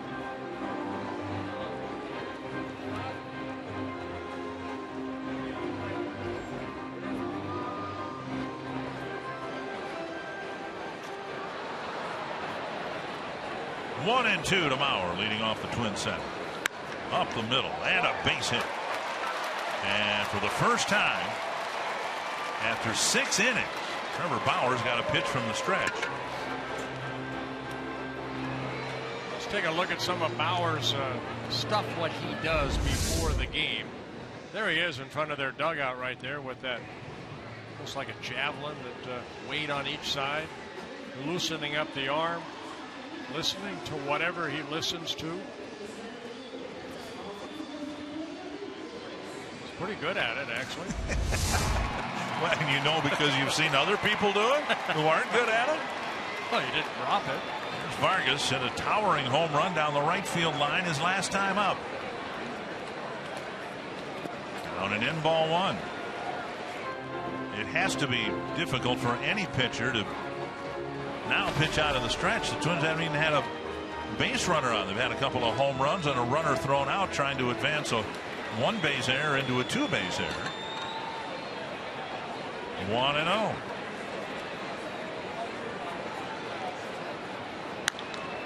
Base hit to right. Mauer had to wait for the ball to clear in front of him, and Vargas has his second hit. The Twins will get the tying run on base here. And the go-ahead run at the plate. Now on FoxSportsNorth.com, view photos from tonight's game and read Tyler Mason's analysis. Read the latest in our Wolves player profiles on Anthony Bennett. The Wild's Ryan Suter talks about the passing of his father, Bob. You mentioned it earlier, and I think the Twins a couple of times against Bauer had big innings, but they were early in the ball game. Now here, Twins are trying to put something together of some magnitude in the 7th inning. Bauer almost looking in the dugout right there. Make sure there is some action in the bullpen of the Indians. Perez going out. And Terry Francona talking to the pitching coach right there, Mickey Callaway. And I think Terry Francona's coming out. Look at this. 95 pitches and only 1 pitch thrown from the stretch. And Francona will make the move. And with this move, he will set a record for moves to the bullpen in a single season by any one manager.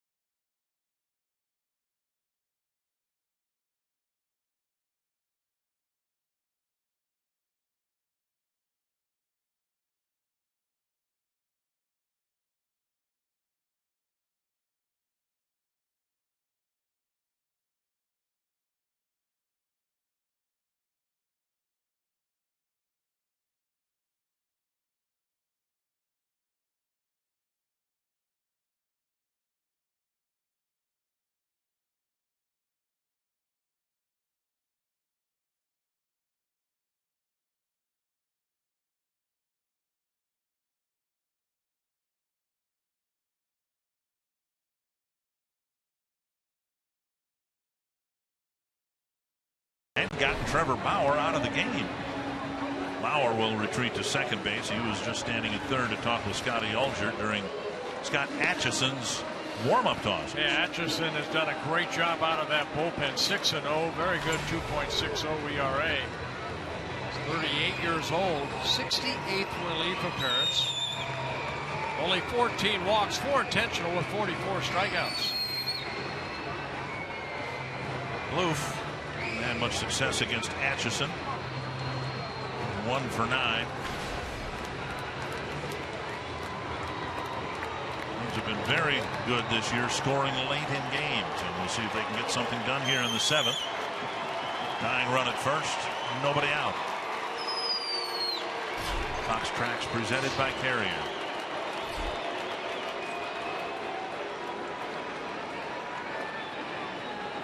Down and away, ball 1. Yeah, Atchison, as I mentioned, 38 years old in his first season with the Indians. Last year with the New York Mets. Prior to that, pitched for Terry Francona in Boston. On the outside corner, 1-1.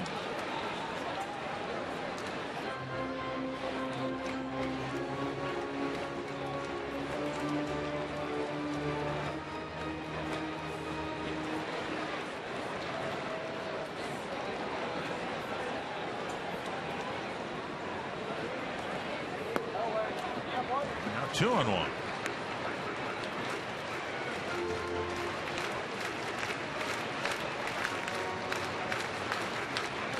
Atchison has allowed 4 home runs on the year. Sinker slider type pitcher. Foul, back 2-2.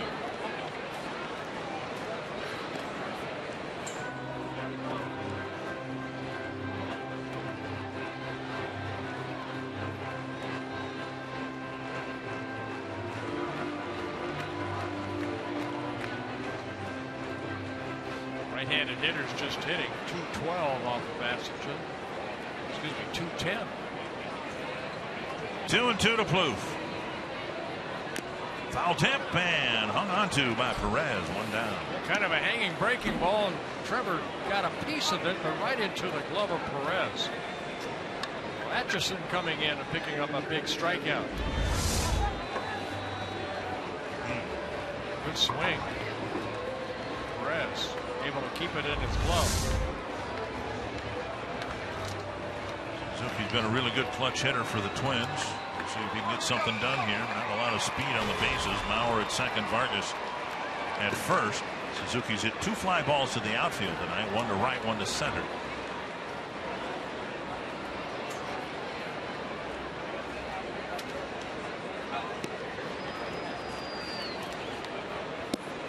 On the outside corner, a strike.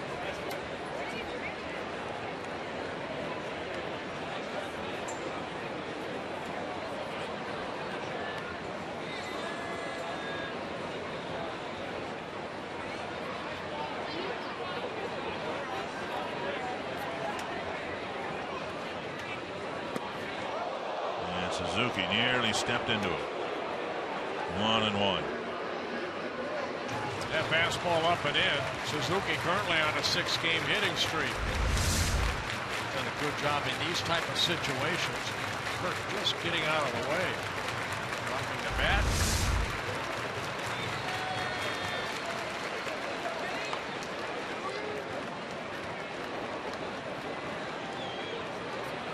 One and one.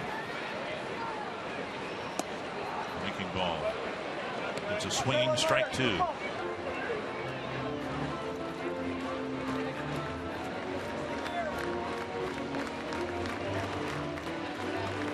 Suzuki just 1 for 11 against Atchison.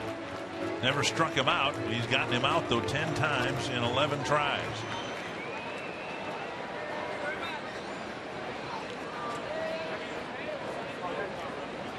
One and 2. Got him. And this time he struck him out. 2 down. Yeah, some nasty sliders down and away. So Atchison comes in and picks up 2 quick outs on strikeouts. Straight over the top, breaking ball, great location. Atchison, after the 2 singles, open the inning. Strikes out the next 2 batters. He's done his job. He'll leave. And the Indians will bring in a lefty to face Arcia.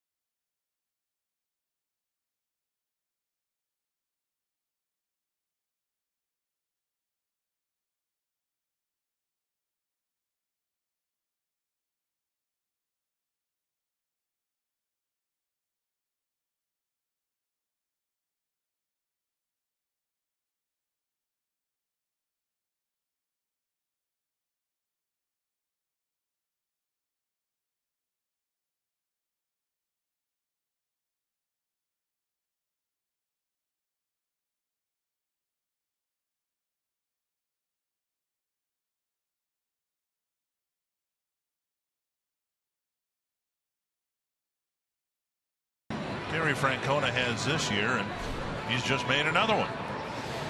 Mark Szymczynski coming into the ball game. Very good numbers, even though he's 0-3 out of the bullpen. 12 holes, 43 2/3 innings, 42 strikeouts, 19 walks. Szymczynski in his second season with the Indians has pitched for the Blue Jays and the Cardinals.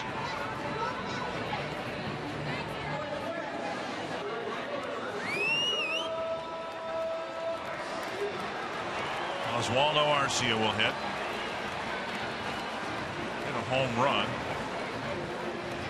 off of Trevor Bauer, and then reached on an air charge to Aviles, but trying to go to second on the air. Aviles threw him out at second. Yeah, Arcia 0-3 against Szymczynski with a couple strikeouts. Szymczynski with a good moving fastball, hard breaking ball.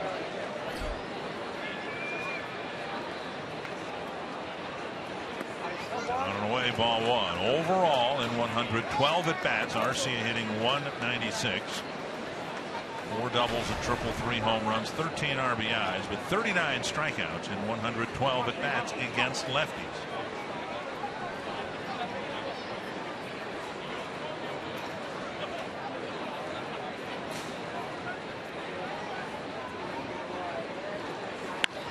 Ground ball under the glove of Aviles. Bauer comes around third. He'll score, and Arcia delivers. It's a 4-3 game.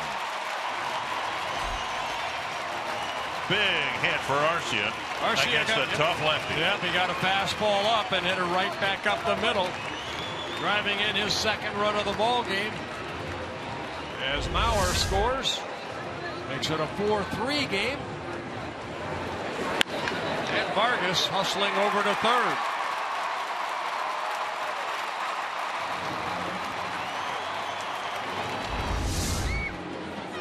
And now Terry Francona will bring in a right-hander to force Aaron Hicks to hit from the left side of the plate rather than the right side. 3 singles for the Twins in the 7th, and they're back within 1.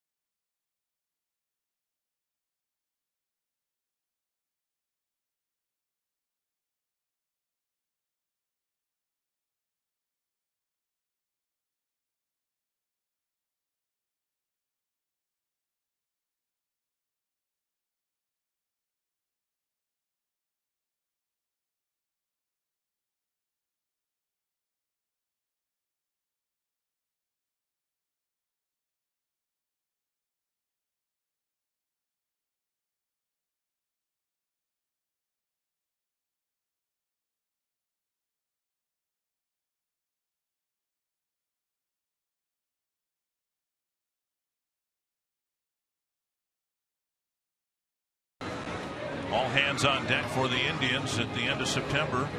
Erstwhile starter Zach McAllister will make a rare appearance out of the bullpen. Yeah, only his third relief appearance out of the bullpen. 15 starts, 3 wins, 7 losses.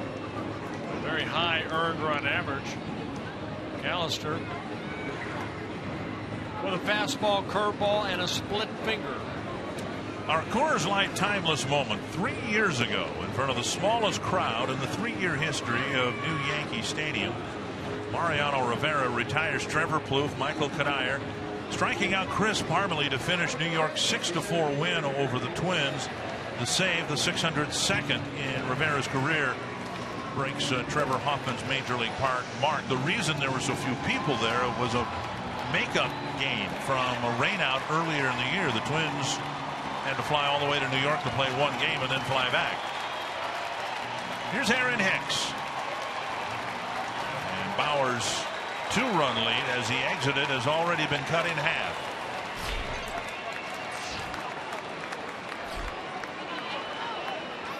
Down and in, ball 1. It will be the opponent's preferred option to get Hicks to hit from this side rather than the right side of the plate. Hitting 50 points better from the other side of the plate. 0 for 2 tonight.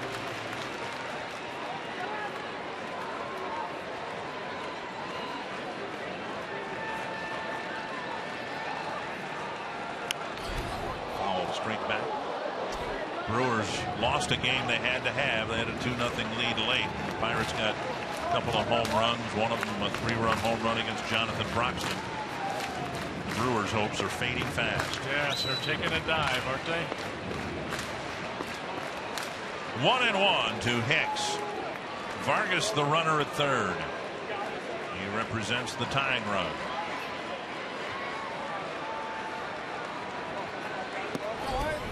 Two and one.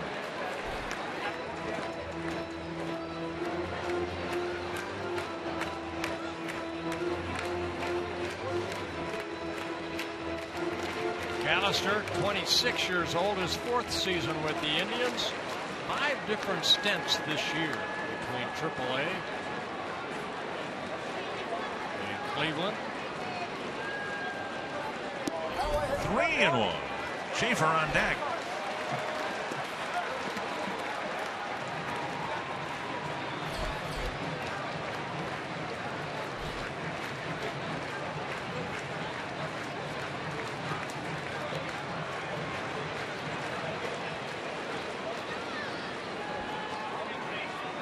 See what Hicks gets to hit and what kind of a swing he puts on it.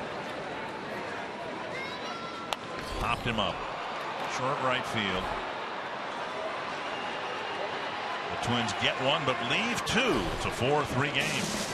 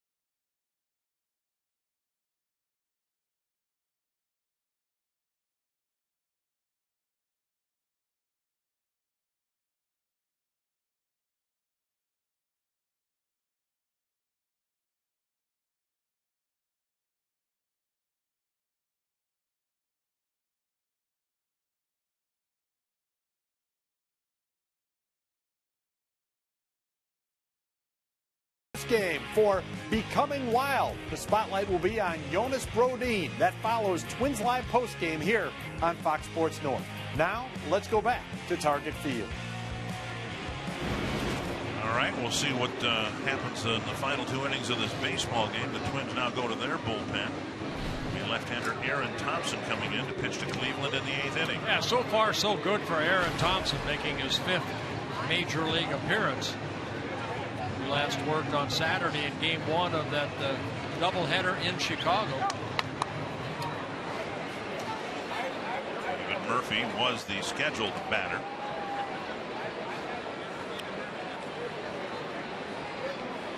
It'll be Holt hitting for him. I said 5th major league appearance. Thompson did pitch with the Pirates back in 2011. 4 ball games. First pitch strike.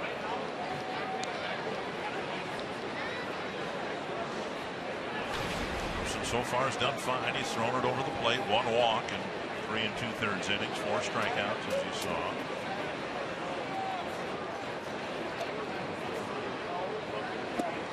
Snaps a breaking ball over. 0-2.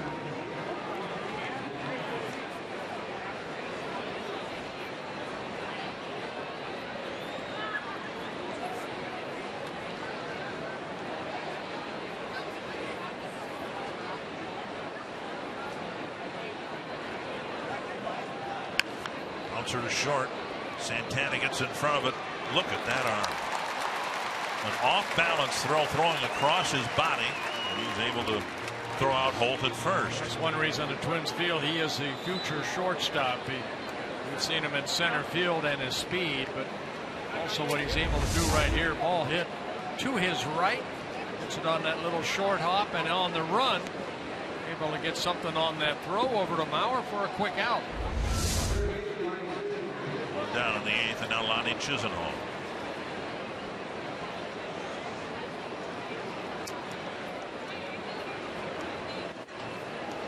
Chisenhall's hit the ball hard 3 times. He's got 2 singles. An RBI and a run scored. Strike 1.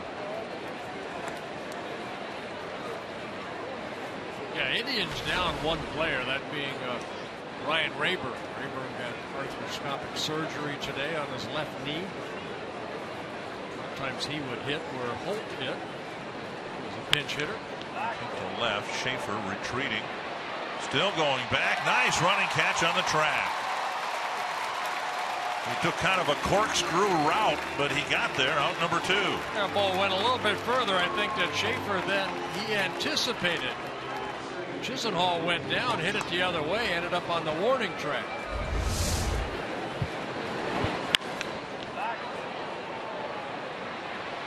And a nice route right there. Nice over the shoulder catch by Schaefer. 2 down, and now Mike Aviles.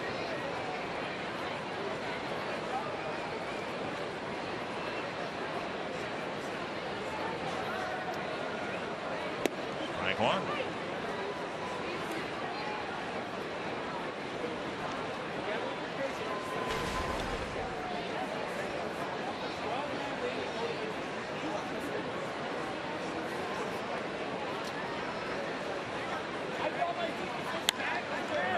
Field line, and Arcia will make a sliding catch in the corner.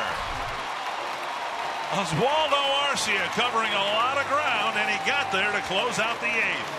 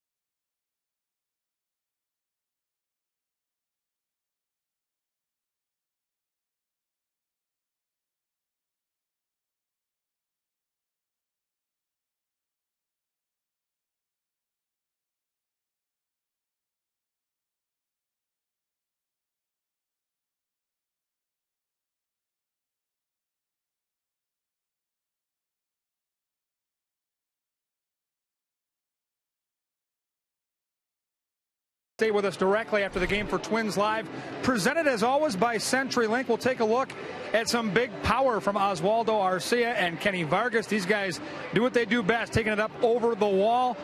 Bauer so far has outdueled Phil Hughes. He's in line to win this baseball game. He had struggled against the Twins, and we'll take you inside the clubhouse to hear from the manager, Ron Gardenhire. We can talk about the good and the bad with the leather for Oswaldo Arcia. What a catch to end that half inning, guys. Yeah, thank you, Kevin.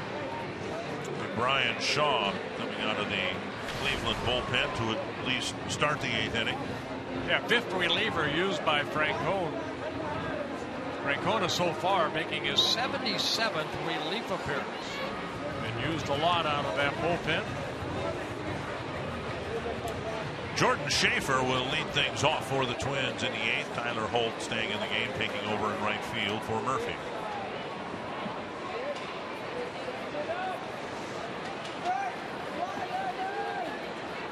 Schaefer 0 for 2, 2 strikeouts against Trevor Bauer.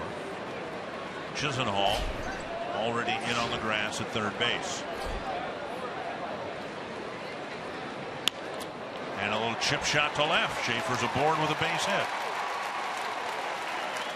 And now things get interesting because Schaefer's a threat to steal. And he's at first after the first pitch of the 8th inning. The most popular way to follow September pennant races is with MLB.com At Bat, the #1 app for live baseball. You can enjoy live look-ins, replay reviews, scores, stats, live radio broadcasts, and the MLB.TV game of the day and more. Get At Bat for your smartphone or tablet on the App Store or visit MLB.com. And what we have seen from Schaefer, it doesn't take him long to try to steal. Throw over from Shaw. Especially important here because if he can steal, we might see Santana try to bunt him to third base. But you need to get that done before the batter has 2 strikes on him.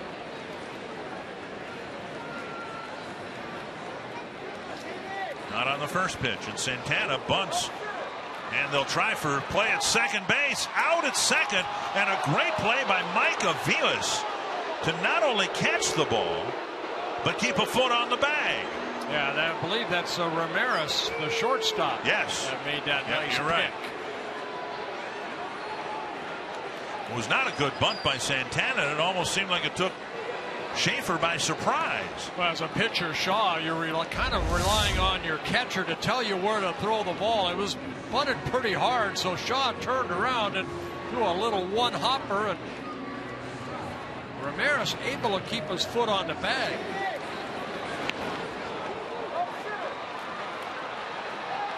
Well, Shaw did not hesitate. He went right to second. Throw low, but Ramirez picked it. Well, his left foot stayed on the bag. And now Dozier with Santana at first.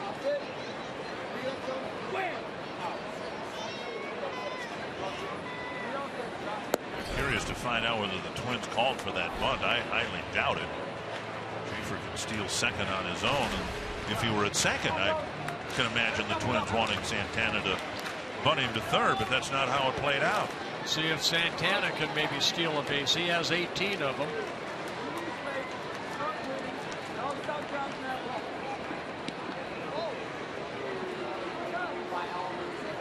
Dozier 0 for 7. A couple of walks against Shaw.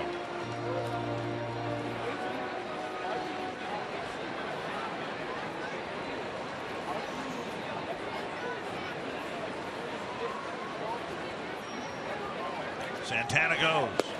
Pitch taken for a ball, and Santana's in with a stolen base. He got a great jump off of Shaw, who kind of turns and spins a little bit.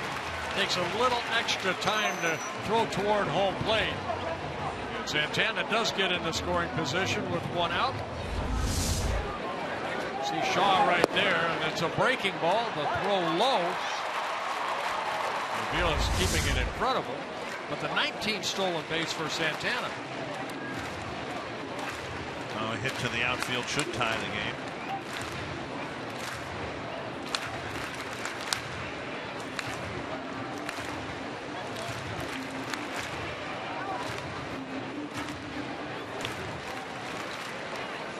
Dozier's hit 3 ground balls to the left side. He'll try to hit one through a hole someplace in the infield. get this game evened up.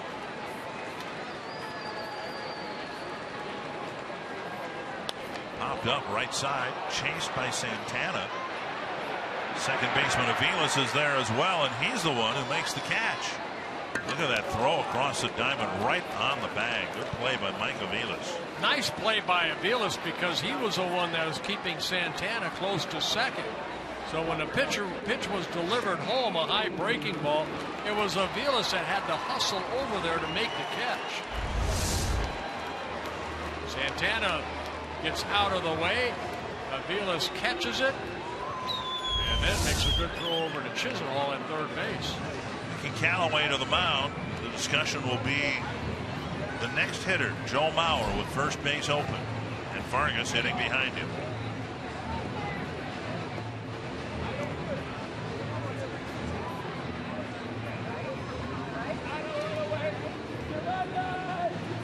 Vargas retreating back to the dugout for some reason.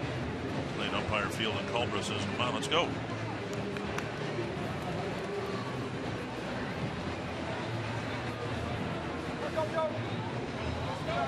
Might be giving that looks like a lefty out on that bullpen a little extra time to warm up with that long visit. You can't go back out now, so Mauer will have his chance against the right-hander. But the left-hander could be brought in to face Vargas. Vargas with Mauer and walked intentionally or otherwise. We'll see how the count develops here. With a single and a run scored his last time up. Down and in, ball one. Slider down. Mauer 1 for 4 against Shaw. And the one hit being a double.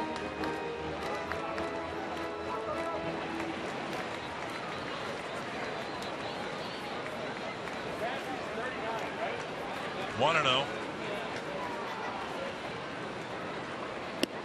A strike. Fastball over the inside corner.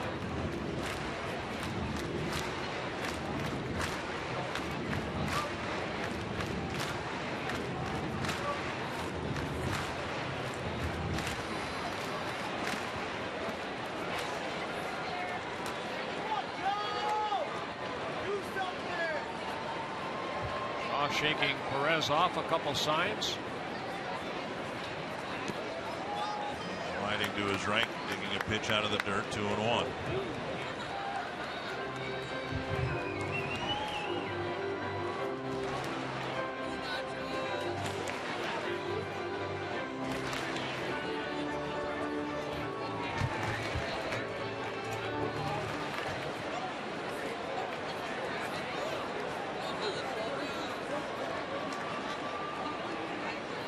Two and one to Mauer. Low 3-1.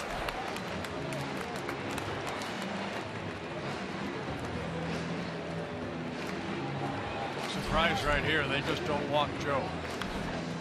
Perez got back up out of the crouch. Let's see if that's what they did. Yep. Threw him one strike. You had the left-hander out there. That's why Callaway was taking a little extra time. Of course, I think they want Vargas to hit as a right-handed hitter, and there comes Terry Francona. For good reason. Coming into the game, there's more than a 100-point spread for Vargas between his right-handed hitting and left-handed hitting. So another Cleveland pitching change with the tying run at second, go-ahead run at first, and Kenny Vargas due up next.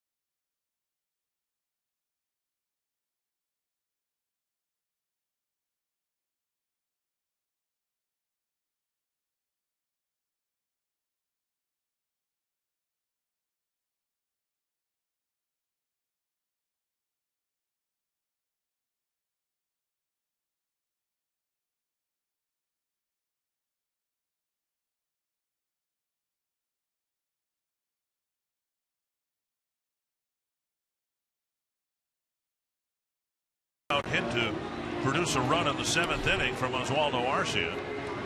And now they'll hope to get one from Kenny Vargas with Nick Hagedorn coming into the game. Hagedorn 4 different stints this year with the Indians, and it's a very good bullpen. We've already seen some good arms out of that bullpen.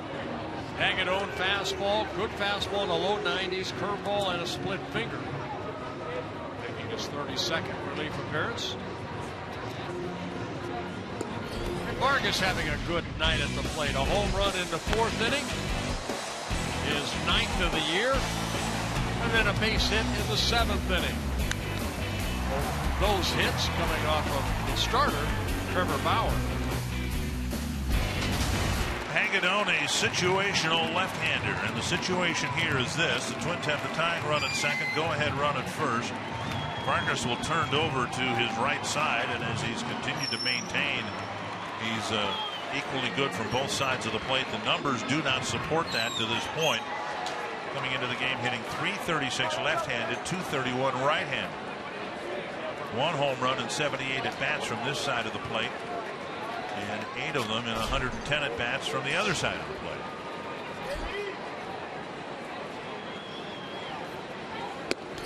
High fastball, swing and a miss. Fastball clocked at 96.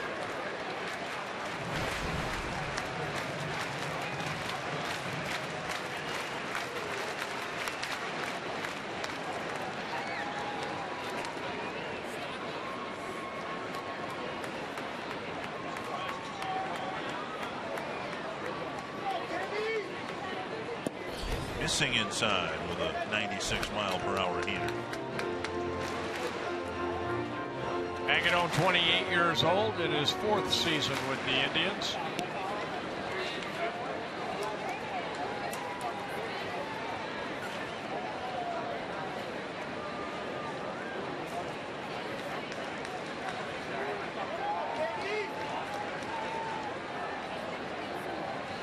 Breaking ball drops over for strike 2. I said it's a good bullpen. Combined a 3.16 ERA out of that bullpen. That's 3rd lowest in the American League. Only Seattle and Oakland have a lower earned run average out of their bullpens. 1-2, Hagedorn to Vargas.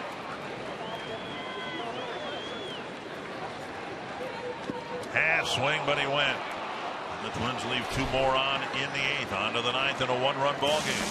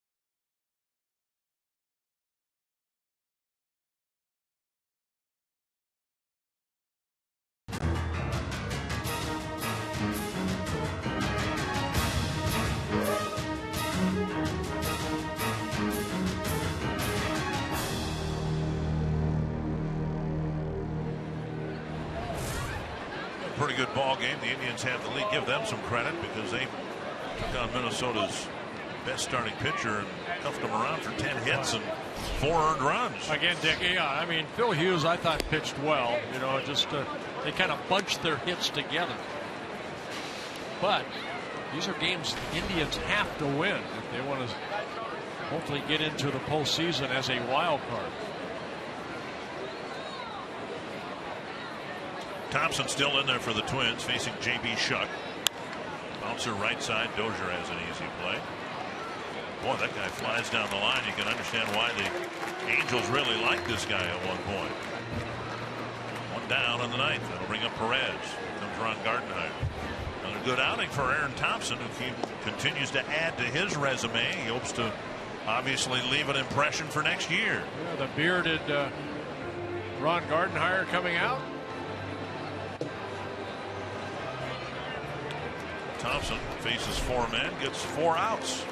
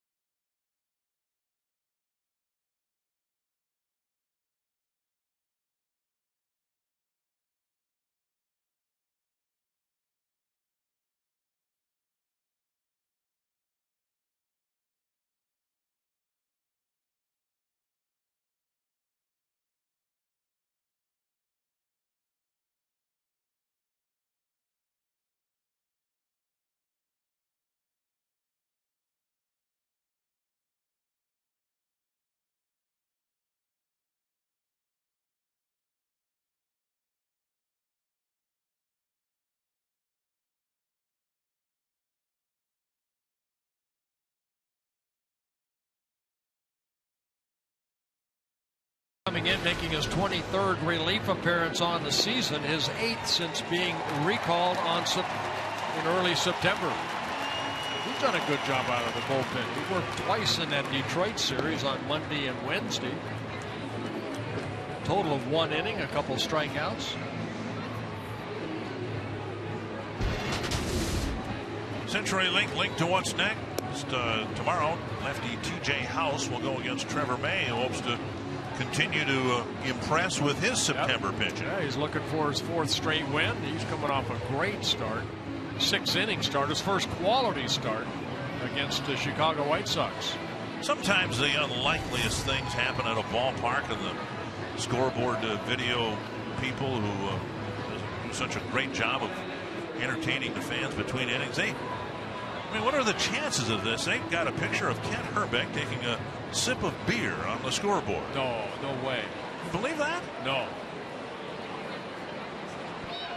The ovation you heard as Tonkin was completing his warm-ups was for that reason. Fans still appreciate the greatest first baseman in Twins history. There's Herbie sitting in the Champions Club. 1-0 to Roberto Perez. High fastball. Tonkin can get it up there in the mid-90s too. He usually has some good sink on that fastball, then that hard slider.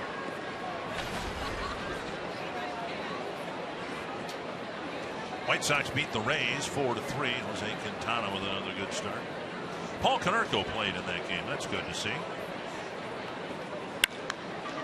Drilled to center field. Perez with his 3rd hit of the night. Tonkin left a pitch up right there, right down the middle, and Perez hitting it right back up the middle. And Ron Gardenhire's, what's he think he is, Terry Francona or something? And another left-hander in there. 1-out single for Perez here in the ninth.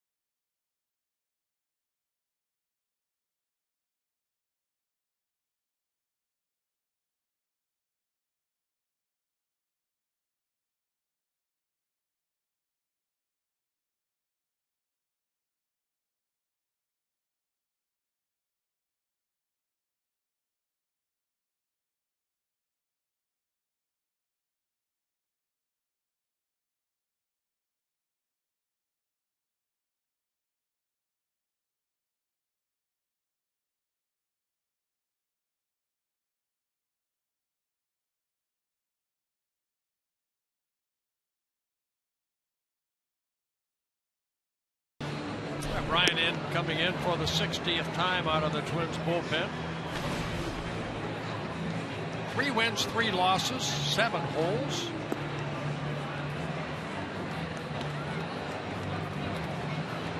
Kansas City and a lot of fans at Kauffman Stadium, but it has not been much fun.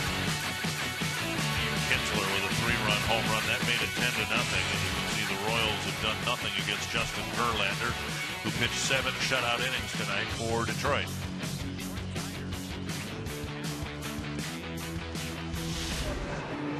Here a much more competitive game. 4-3 the score. Perez is at first, 1 out, Bourne at the plate. He's 0 for 3 with a sacrifice fly.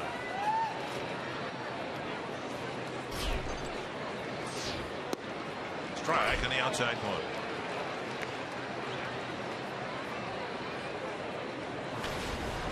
$60 games for Dunsing. He'll probably get a couple more.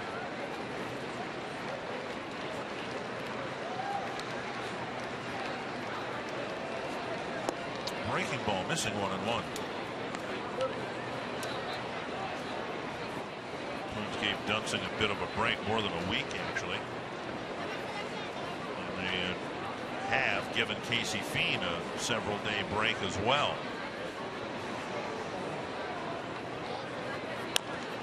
Of course, things have changed now with Bourne fouling it off a leg with Glenn Perkins done for the year. The Twins will use principally Jared Burton as their closer. Fien and Dunsing figure to do most of the work at this juncture of the game. Kind of talked back in April and May, you know, with the starting staff not going deep into ball games, that these guys would get worn out, you know, in September, and that's exactly what's happened. 1-2. Sometimes it's not the appearances, it's all the throwing in between. 2-2. Dunsing last year, 73 relief appearances, 6 wins out of that bullpen. Done a great job since the Twins finally said, okay, this is your role. And the Twins tried starting him for a while. Foul pack. A year ago, the Angels were out of the playoffs, and depending on who you talk to, some people thought Mike Scioscia's job was in jeopardy. Now the Angels have the best record in baseball, and when they clinched the other night, somebody asked Scioscia about the abrupt turnaround, and he says, yeah, it's nice having a bullpen. That's how important it is. In Scioscia's mind, the most instrumental reason why the Angels are back into postseason play after a 4-year absence. Plouffe will fire to second. They'll only get 1. And Plouffe played that right, knowing who the runner was. He didn't try to hurry things along unnecessarily. Make sure you get the 1. 2 down. Bourne and his speed, no chance for a double play. And Jose Ramirez will bat.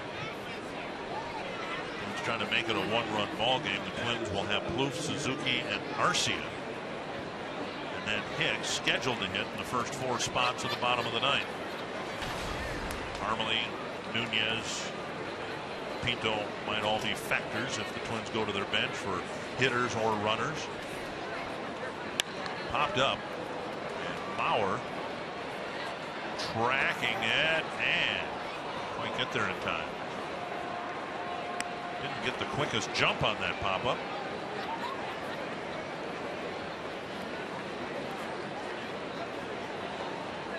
Ramirez now hitting as a right-handed hitter for the first time, 0 for 4 in a ball game. Cody Allen, the Cleveland closer, warming up.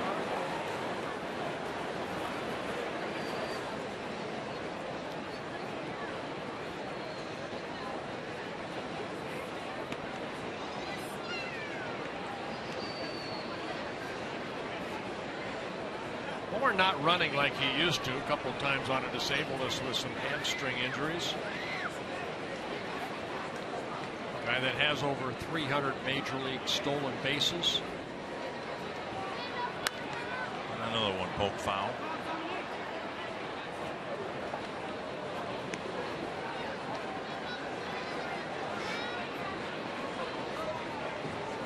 Led the National League in stolen bases 3 times back in 2009 to 2011. He was with the Houston Astros.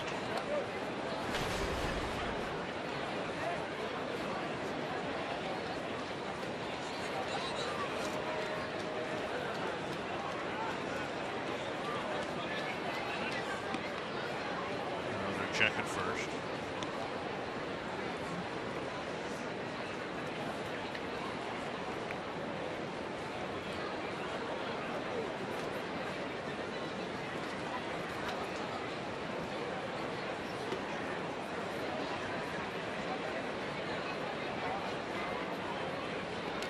That one got by Suzuki. Looked like it got him in the bare hand.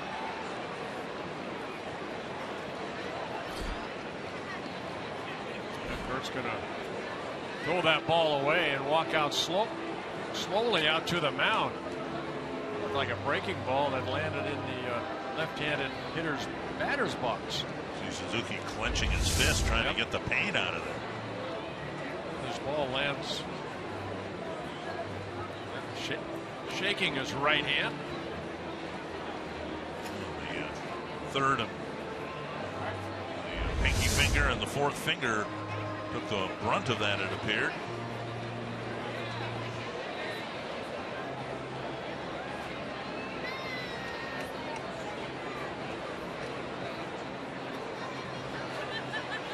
So now Bourne in scoring position.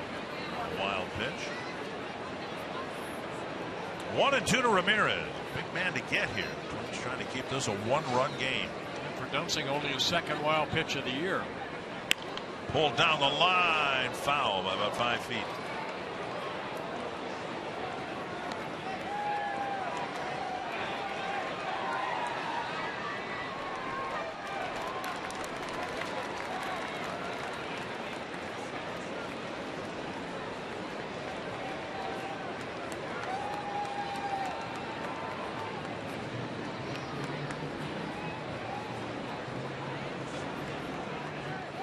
One and two.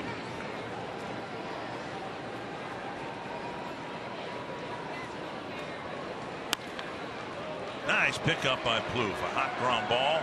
Firing to Bauer. Dunsing gets a couple of outs to send this game to the bottom of the 9th. Twins down a run.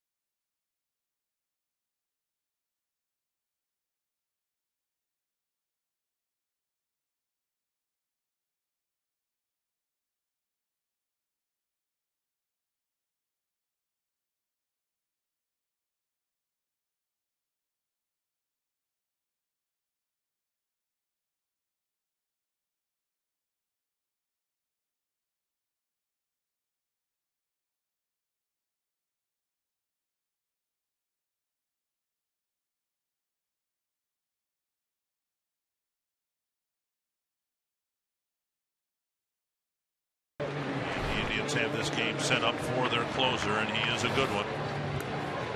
Cody Allen. Yeah, Cody Allen picked up the save in that 13-inning ball game last night in Houston, looking for his 23rd save in 26 save opportunities.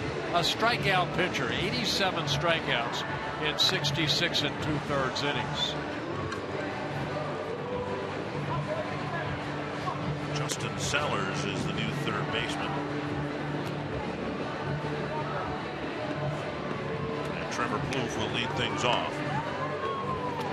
Plouffe is 3 for 10 against Allen with a double. The next scheduled batter is Kurt Suzuki. He's 0 for 4 against him. And then Arcia is 1 for 6 with a double and 5 strikeouts. Plouffe 0 for 3 tonight. Suzuki 0 for 3 tonight. And Arcia has driven in 2 of the 3 runs the Twins have scored.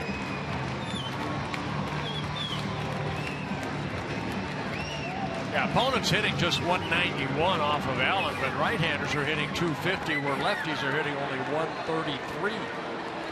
Got that nice tight curveball, overpowering fastball at times. On the outside corner, strike 1. Fastball at 95, perfect spot for strike 1.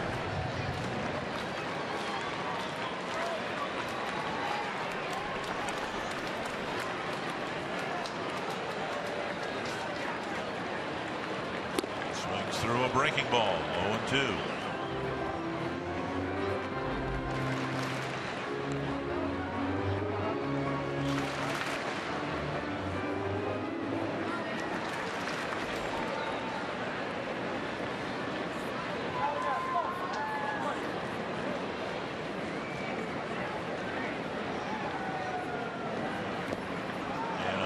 Pitches. Plouffe strikes out.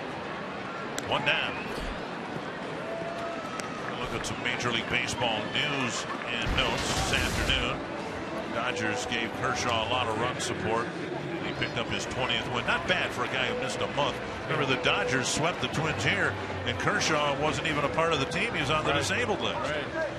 Michael Kadire, grand slam and a couple of doubles. Doesn't have enough at bats to successfully defend his batting title. It might be his teammate Justin Morneau winning it in the National League. And Doug Fister picking up his 15th win, and he too spent some time on the disabled list with the Nationals. Here's Suzuki. Strike 1. 4 pitches, 4 strikes from Allen. Arcia is in the on deck circle.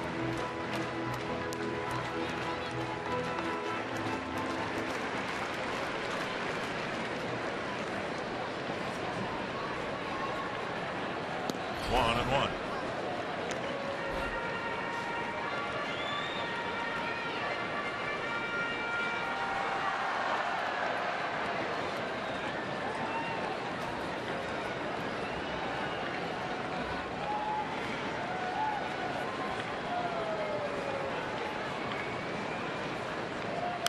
Breaking ball fouled back to the screen. Allen only 25 years old. He picked up a couple saves last year, but put into that save situation now this year has responded very well. Teams find closers in different ways, and in the case of Allen, they looked at his stuff. 95, 96 miles per hour, a big curveball. To right field and carrying pretty well. Holt going back there, still going back. He won't get there. Suzuki has 2, and he'll hold up with a double. Ball thrown to the infield, and Suzuki drives a double to the base of the wall in right field.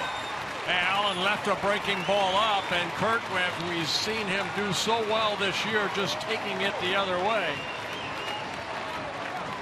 Eduardo Nunez will run for Suzuki, but that hard breaking ball, Suzuki getting the barrel of the bat on it, just over the outstretched Holt.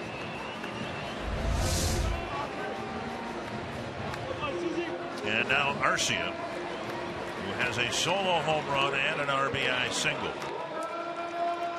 And he's 1 for 6 against Allen with a double and 5 strikeouts.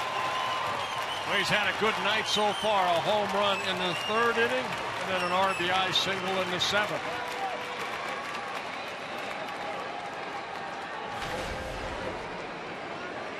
Nunez, the pinch runner. Hit to the outfield should tie the game. Pitch up, ball 1.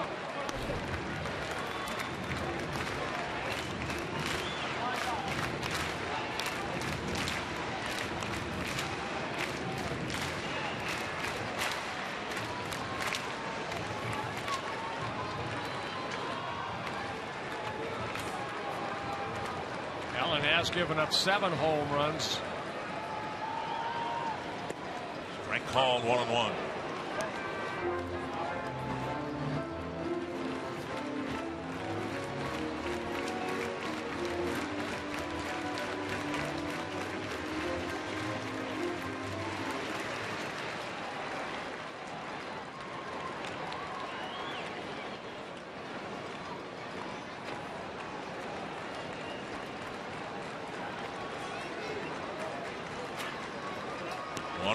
From Allen to Arcia. Just missing the inside corner. Very close pitch. 2-1.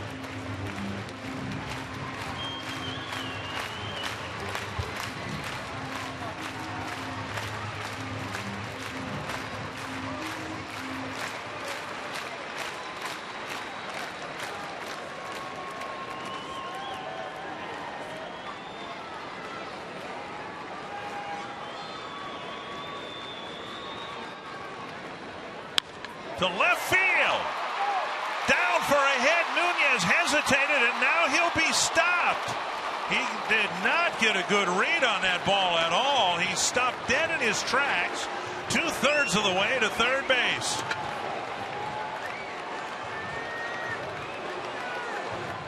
I'm sure Nunez at second base was looking where the outfielders were, and Arcia inside out swing hit it sharply into left field. Nunez did hold up between second and third. Hicks had the game winner here Tuesday night, beating the Tigers in walk-off fashion. And that high chopper over the mound off of Joe Nathan, giving the Twins a win.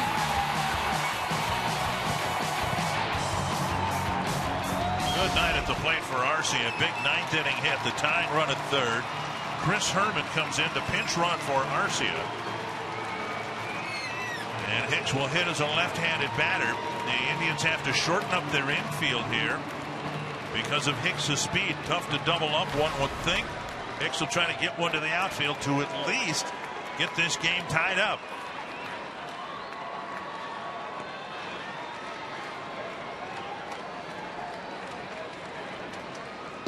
Check swing, strike 1 call.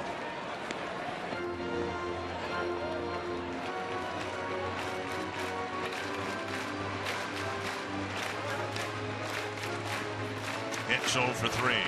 Fly ball will pop up on a ground out. I'd be surprised if Hicks gets a fastball right here, something he can handle. It's probably a lot of breaking balls.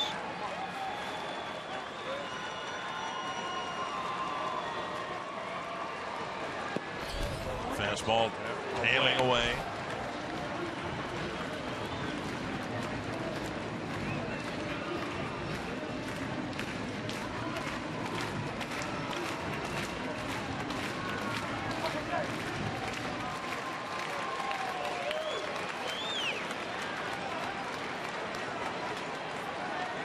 One and one to Hicks.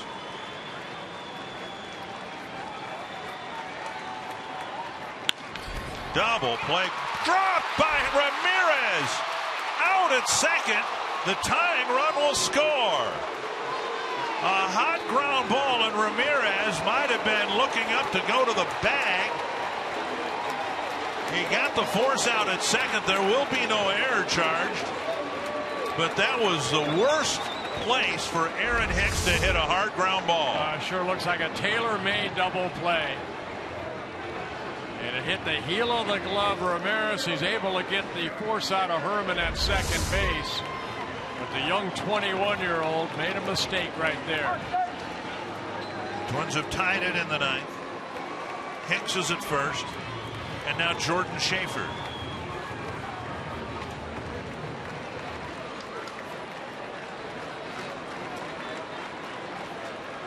Schaefer singled to left his last time up. Hicks a threat to steal at first. We really haven't seen the base stealing ability of Hicks because he hasn't been on first base enough, but this would seem to be the ideal time. 4 steals and 6 tries. Saw Perez make a throw earlier in the game that wasn't real strong to second base. He stole a base here the other night, just a couple nights ago, against David Price.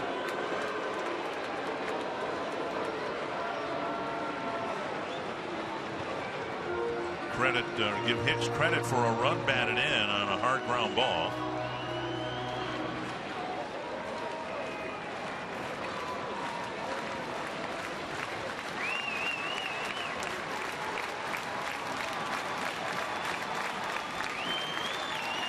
Not on the first pitch, and Schaefer takes ball 1. The year before Hicks won the job out of spring training, he was at Double-A. He hit .286, 13 home runs, 61 runs batted in, but 32 steals. So the Twins thought they had their leadoff batter, somebody who could steal a base. When he got to first base, he just didn't get there nearly enough. Even in AAA and AA this year, he stole only 3 bases in 7 attempts. 1-0. Pretty good lead at first.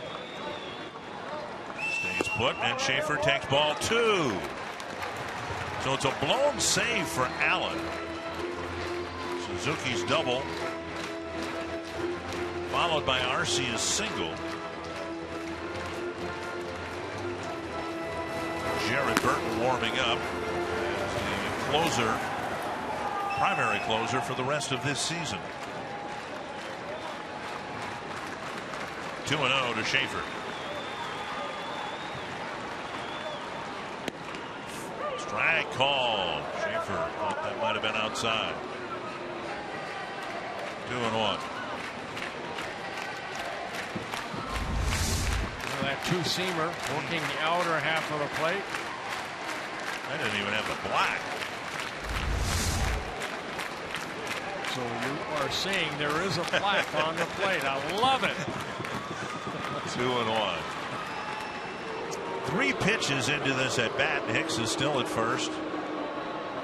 Maybe the Twins have Allen timed so quickly to the plate they don't think him a candidate to steal a base against. He's got a little bit of that high leg kick in his delivery home. Not really a slide step.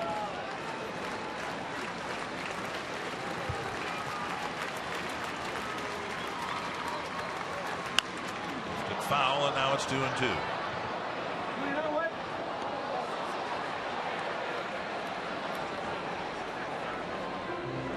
Suzuki got his double to the opposite field. Arcia got his single to the opposite field. So Schaefer did most of his hits to the opposite field.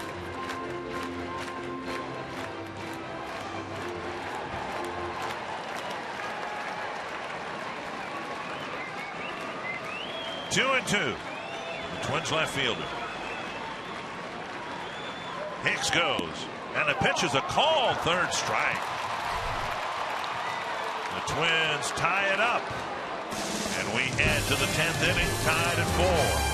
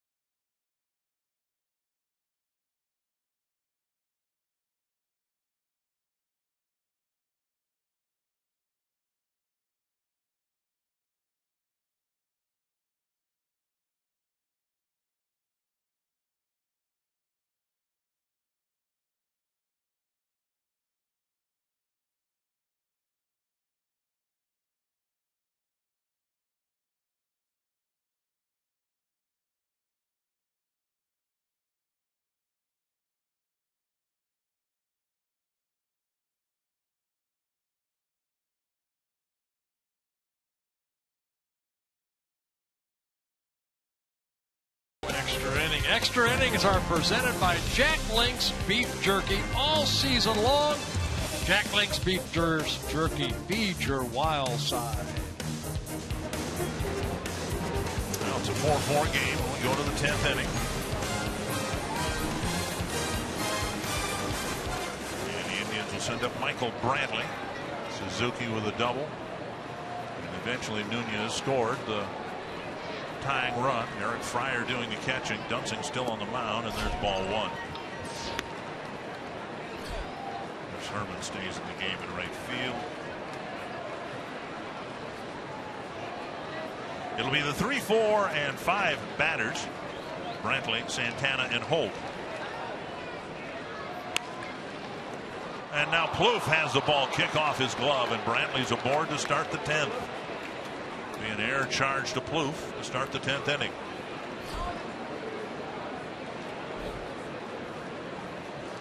Yeah, Brantley just hitting that ball to Trevor, and Trevor kind of messed up right there. His 13th error of the year. He's taking that outside pitch. A little short hop off of Plouffe's glove. And now Santana will bat hitless in the ball game. Hasn't gotten the ball out of the infield.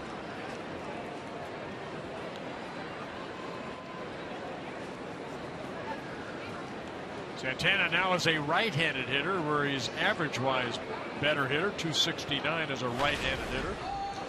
50 points higher than his average from the other side of the plate. And a tapper. Santana has just the one play. Brantley goes to second, one away.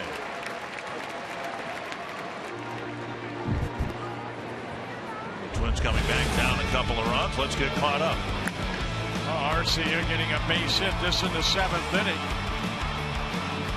That made it a 4-3 Twins deficit, but then the Twins in the 9th. Taylor made double play, but off the glove of Ramirez.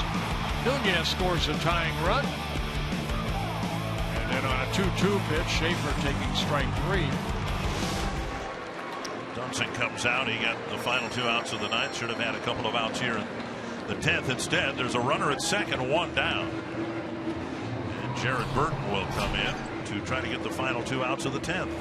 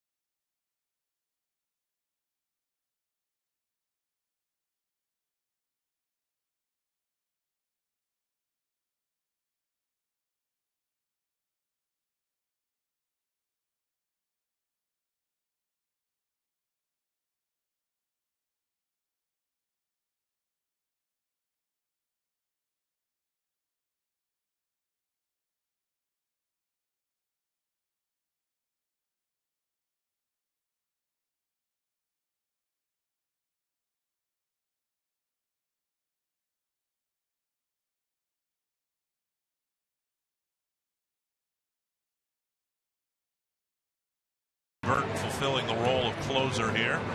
Glenn Perkins shut down for the rest of the year. The exam was good today.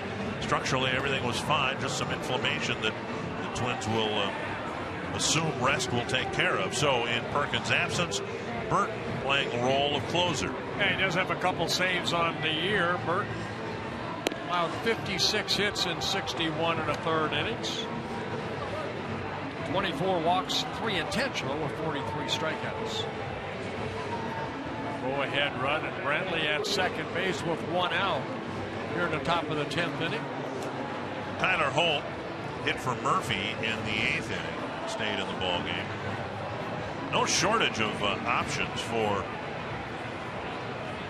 Terry Francona. Kipnis has a hamstring injury, so he's likely not to be used at all tonight, maybe not in the series. Jason Giambi on the roster. Looks like Giambi getting helmet on in the dugout as we speak. Strike on the outside corner.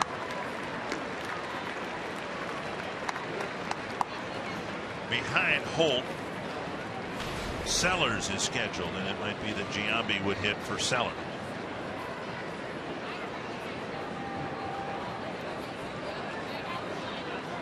Oh, and 1 to Tyler Holt.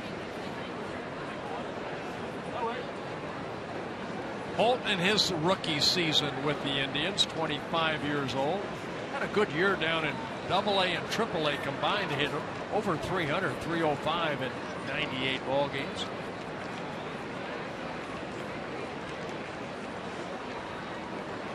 Swing and a miss. And the pitch sailing outside. 2 good sliders by Burton to get ahead in the count. Of course, we have seen Burton's strikeout pitch being that changeup.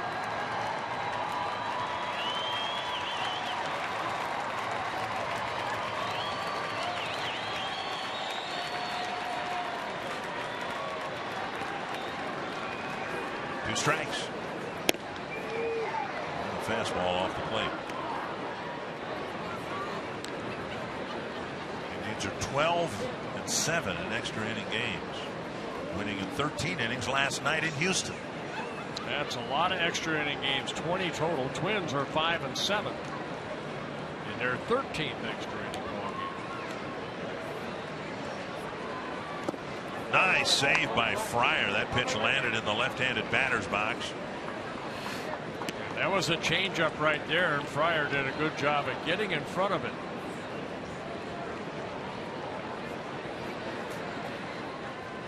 It makes it tough to go back to it, doesn't it? When you throw a poor one like that. No, I know you're going to throw a good one.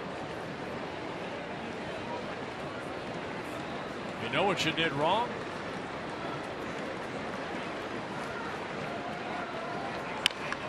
Poke to center.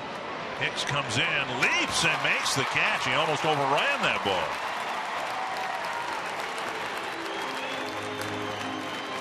Hicks made the catch out number 2. Yeah, I was watching the defense. He got a great jump on that, and like he said, he had to leap right there to get that ball into his glove. Put on the brakes right here, and then jumped up. Got that line drive out. 2 down, and now Sellers will be pinch hit for by veteran with a capital V, Jason Giambi. Giambi spent most of the time on a disabled list for the Indians. 56 at bats. That's it.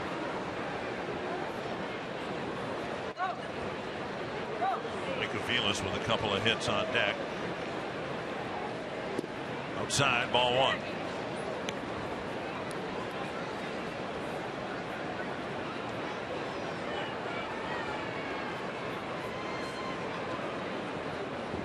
Giambi with 36 runs batted in as a pinch hitter. Tap foul. Terry Francona can't say enough about what Giambi meant to his team last year and what he has meant to the team this year, even though he's been disabled most of the season. We've got some really bad knees. Both knees have put him on a disabled list this year. Giambi, 43 years old. 1-1. 2-1. Francona says, hey, even when he's not in the lineup, he's a resource for these younger players. Everybody's younger than Giambi is. But Terry Francona's younger than Giambi. He talks baseball with a younger roster. Awful lot of wisdom.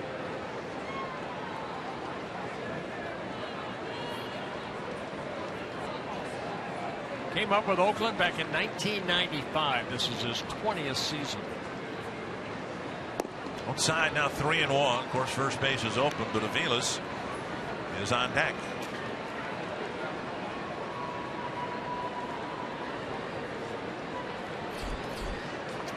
Carlos has had a good night at the plate. Don't want to make a mistake here to Giambi. He can still hit. 3-1. Strike call. Full count. Good tailing fastball down and away. Fielding Culbreth is younger than.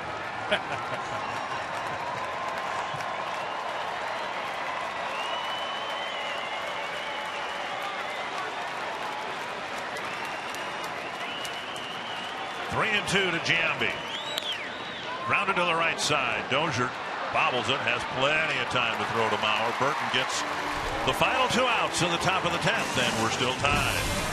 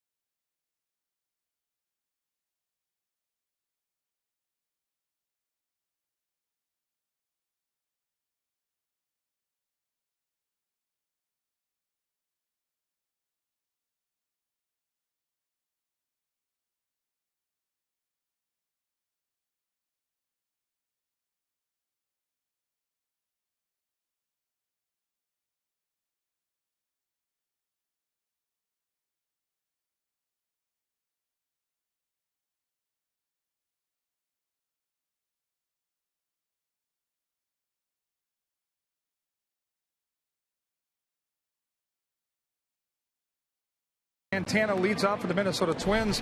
He has been red hot. Bert talked about it earlier. He's got a 16-game home hitting streak on the line, looking for his first hit tonight. I had a conversation with Danny this afternoon about the success he's had. He credited hitting coach Tom Bernansky for constantly working with him day by day in the cage, of learning to be a big league hitter and be consistent. And Danny Santana has been a huge asset for Ron Gardner. When I asked him about he and Dozier, he said those guys are great table setters because not only can they hit, not only can they take walks, but they know what to do when they get on the base. They're aggressive, and this is a great opportunity for Santana and Dozier to set the table for a Twins win, guys. Absolutely, Kevin. Santana will hit first, then Dozier, then Mauer, unless the Twins have already won the game. Kyle Crockett will be the 5th relief pitcher. Yeah, look at the numbers of Crockett right there, making his 40th relief appearance. He's done a great job in his rookie season, just 22 years old. A couple stints between a AA, AAA, and the big leagues this year. There's Jimenez at third base. Santana 0 for 4 with 3 strikeouts, and he takes strike 1. In winning last night in 13 innings, the Indians used 7 relief pitchers. They've used 5 of those 7 so far here tonight. Liner to left, and Santana's aboard. And he keeps that hitting streak alive here at Target Field. Now it's 17. Crockett coming in with a fastball, and Santana's so quick. Lines it past Jimenez in the left field. And that'll bring up Dozier. Now, when Santana was aboard in the 8th inning, he ended up stealing second.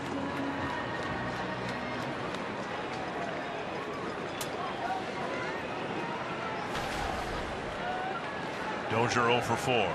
3 ground ball outs and a pop up to the infield.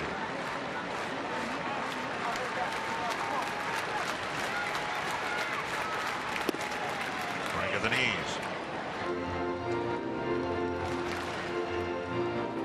Crockett with a fastball, sweeping breaking ball, and a changeup.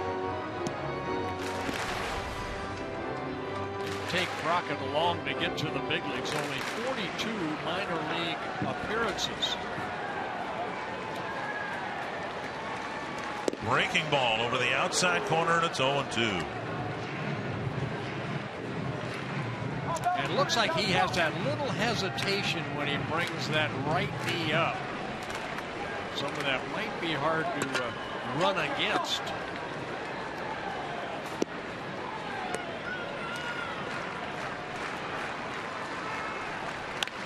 Liner into right center field. Santana around second. He'll try for third. Holt's throw cut off, and the Twins have the winning run at third. On an 0-2 pitch, Dozier with a rare hit to the opposite field. And the speed of Danny Santana is fun to watch. He had to hold up a little bit because he wasn't sure if Aviles was going to catch this ball or not. Ryan taking that fastball the other way. Watch Santana kind of hold up. And even though this ball is hit sharply to Holt in right field, Santana did not hesitate and dove in head first into third base. Wow. That is speed. Infield in, outfield in for Mauer. The winning run at third, nobody out.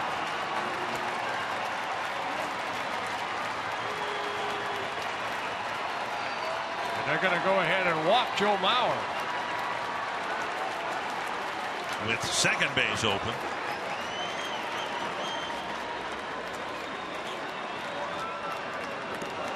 Mauer will be walked.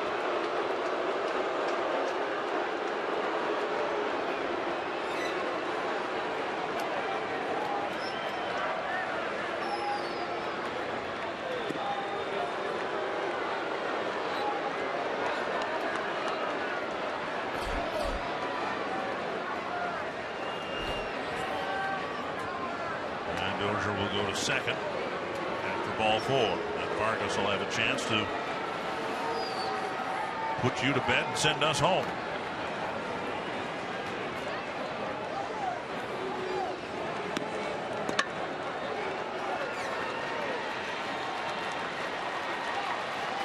Here comes Vargas. Hit a home run in the 4th, single in the 7th, bookended by a pair of swinging strikeouts. Hagedorn was brought in the 7th inning, in the 8th inning to face Vargas, and he struck him out on a lot of breaking balls. See if Vargas can catch up to one of these fastballs or breaking balls from Crockett.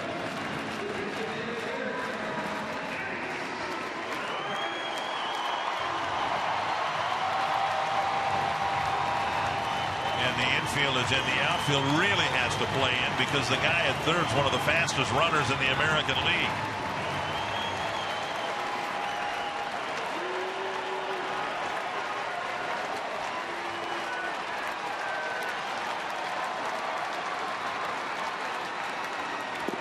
Breaking ball, of course, and a swing and a miss. And if Vargas gets anything but, I'd be surprised. They have to strike him out here.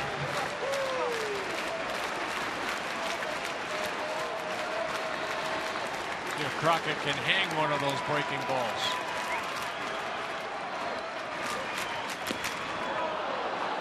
And a pitch out of the strike zone. Vargas right there trying to do a little bit too much.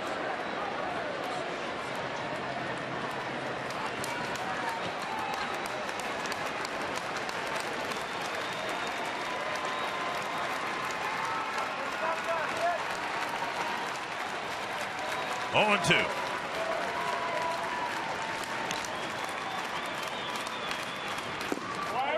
Missing low. Good take right there after swinging at strike through 2, almost the same pitch.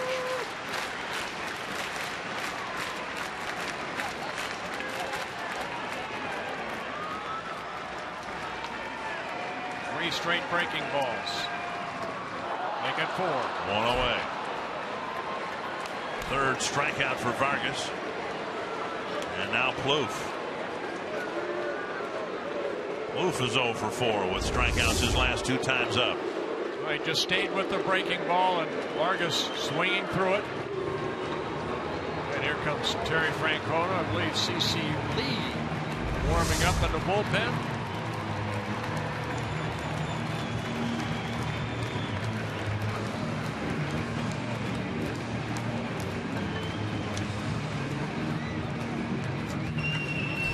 Another pitching change with the winning run at third.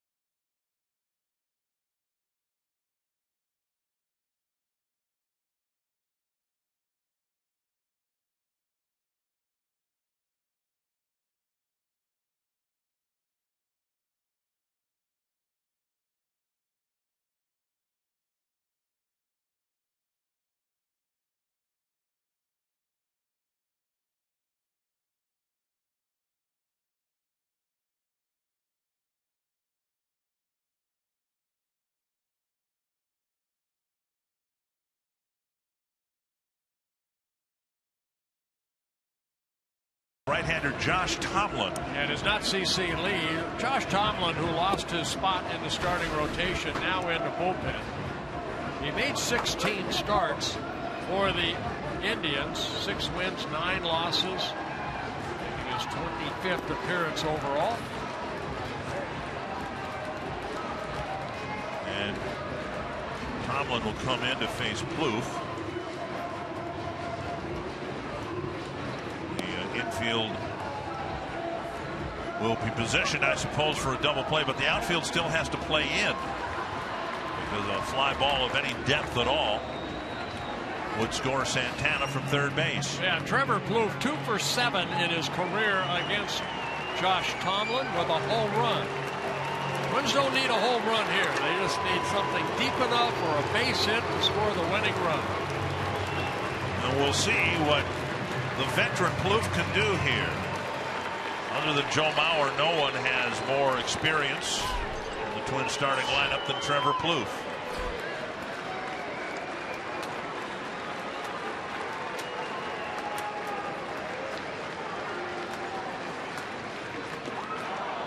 Breaking ball and a swing and a miss.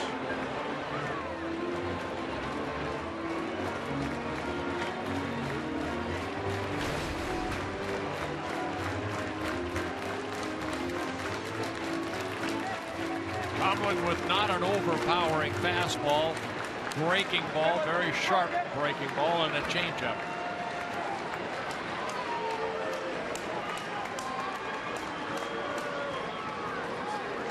One strike to Plouffe.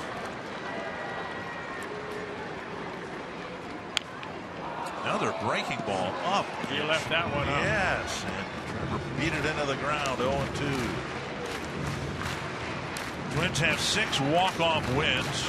The Hicks one we showed you just a couple nights ago. Plouffe was at the plate July 5th against the Yankees in a similar spot, in fact, an identical spot. He hit one back to the pitcher, and miraculously the Twins got the winning run in. 2 strikes to Trevor Plouffe.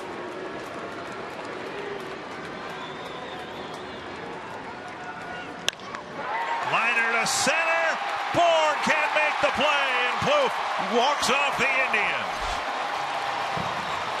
Another 0-2 pitch. And the Twins walk off the Indians' second walk-off win of the homestand. A devastating loss to the Cleveland Indians, but a great win for the Twins. This is what we have seen lately from this ball club. They get down, but they do not give up. Right off the end of the bat, Trevor Plouffe getting the game-winning RBI. Third win in a row against contending teams here at home on an 0-2 pitch right off the end of the bat. It looked like a slider, a little cutter that stayed up and flew right off the end of the bat. Bourne came in out of his reach. Santana scores the winning run. Well, the Twins walked off the Tigers on a Hicks base hit in the 9th inning 2 nights ago, or 2 games ago. And a nice win for the Twins. Fell behind 4-2, but again, this team that's really done a great job scoring late in the last 2 months. Got a run in the 7th, left 2 on, left 2 on in the 8th. Got a run in the 9th, and then Trevor Plouffe delivering the game-winning RBI in the 10th, and right now he's with Kevin Gord. Yeah, a little out of breath and a little wet after this celebration. But Trevor, those first 2 swings, you missed that curveball by a foot. Foul ball, didn't exactly instill confidence. 0-2, how'd you get it done? You know, at that point, you just got to battle. You know, he made some good pitches on me. I was a little over-aggressive there at the beginning of the bat. But, you know, we battled all night tonight. We had Hicks come up big for us. Our bullpen threw up some zeros. And, you know, that's not... Oh.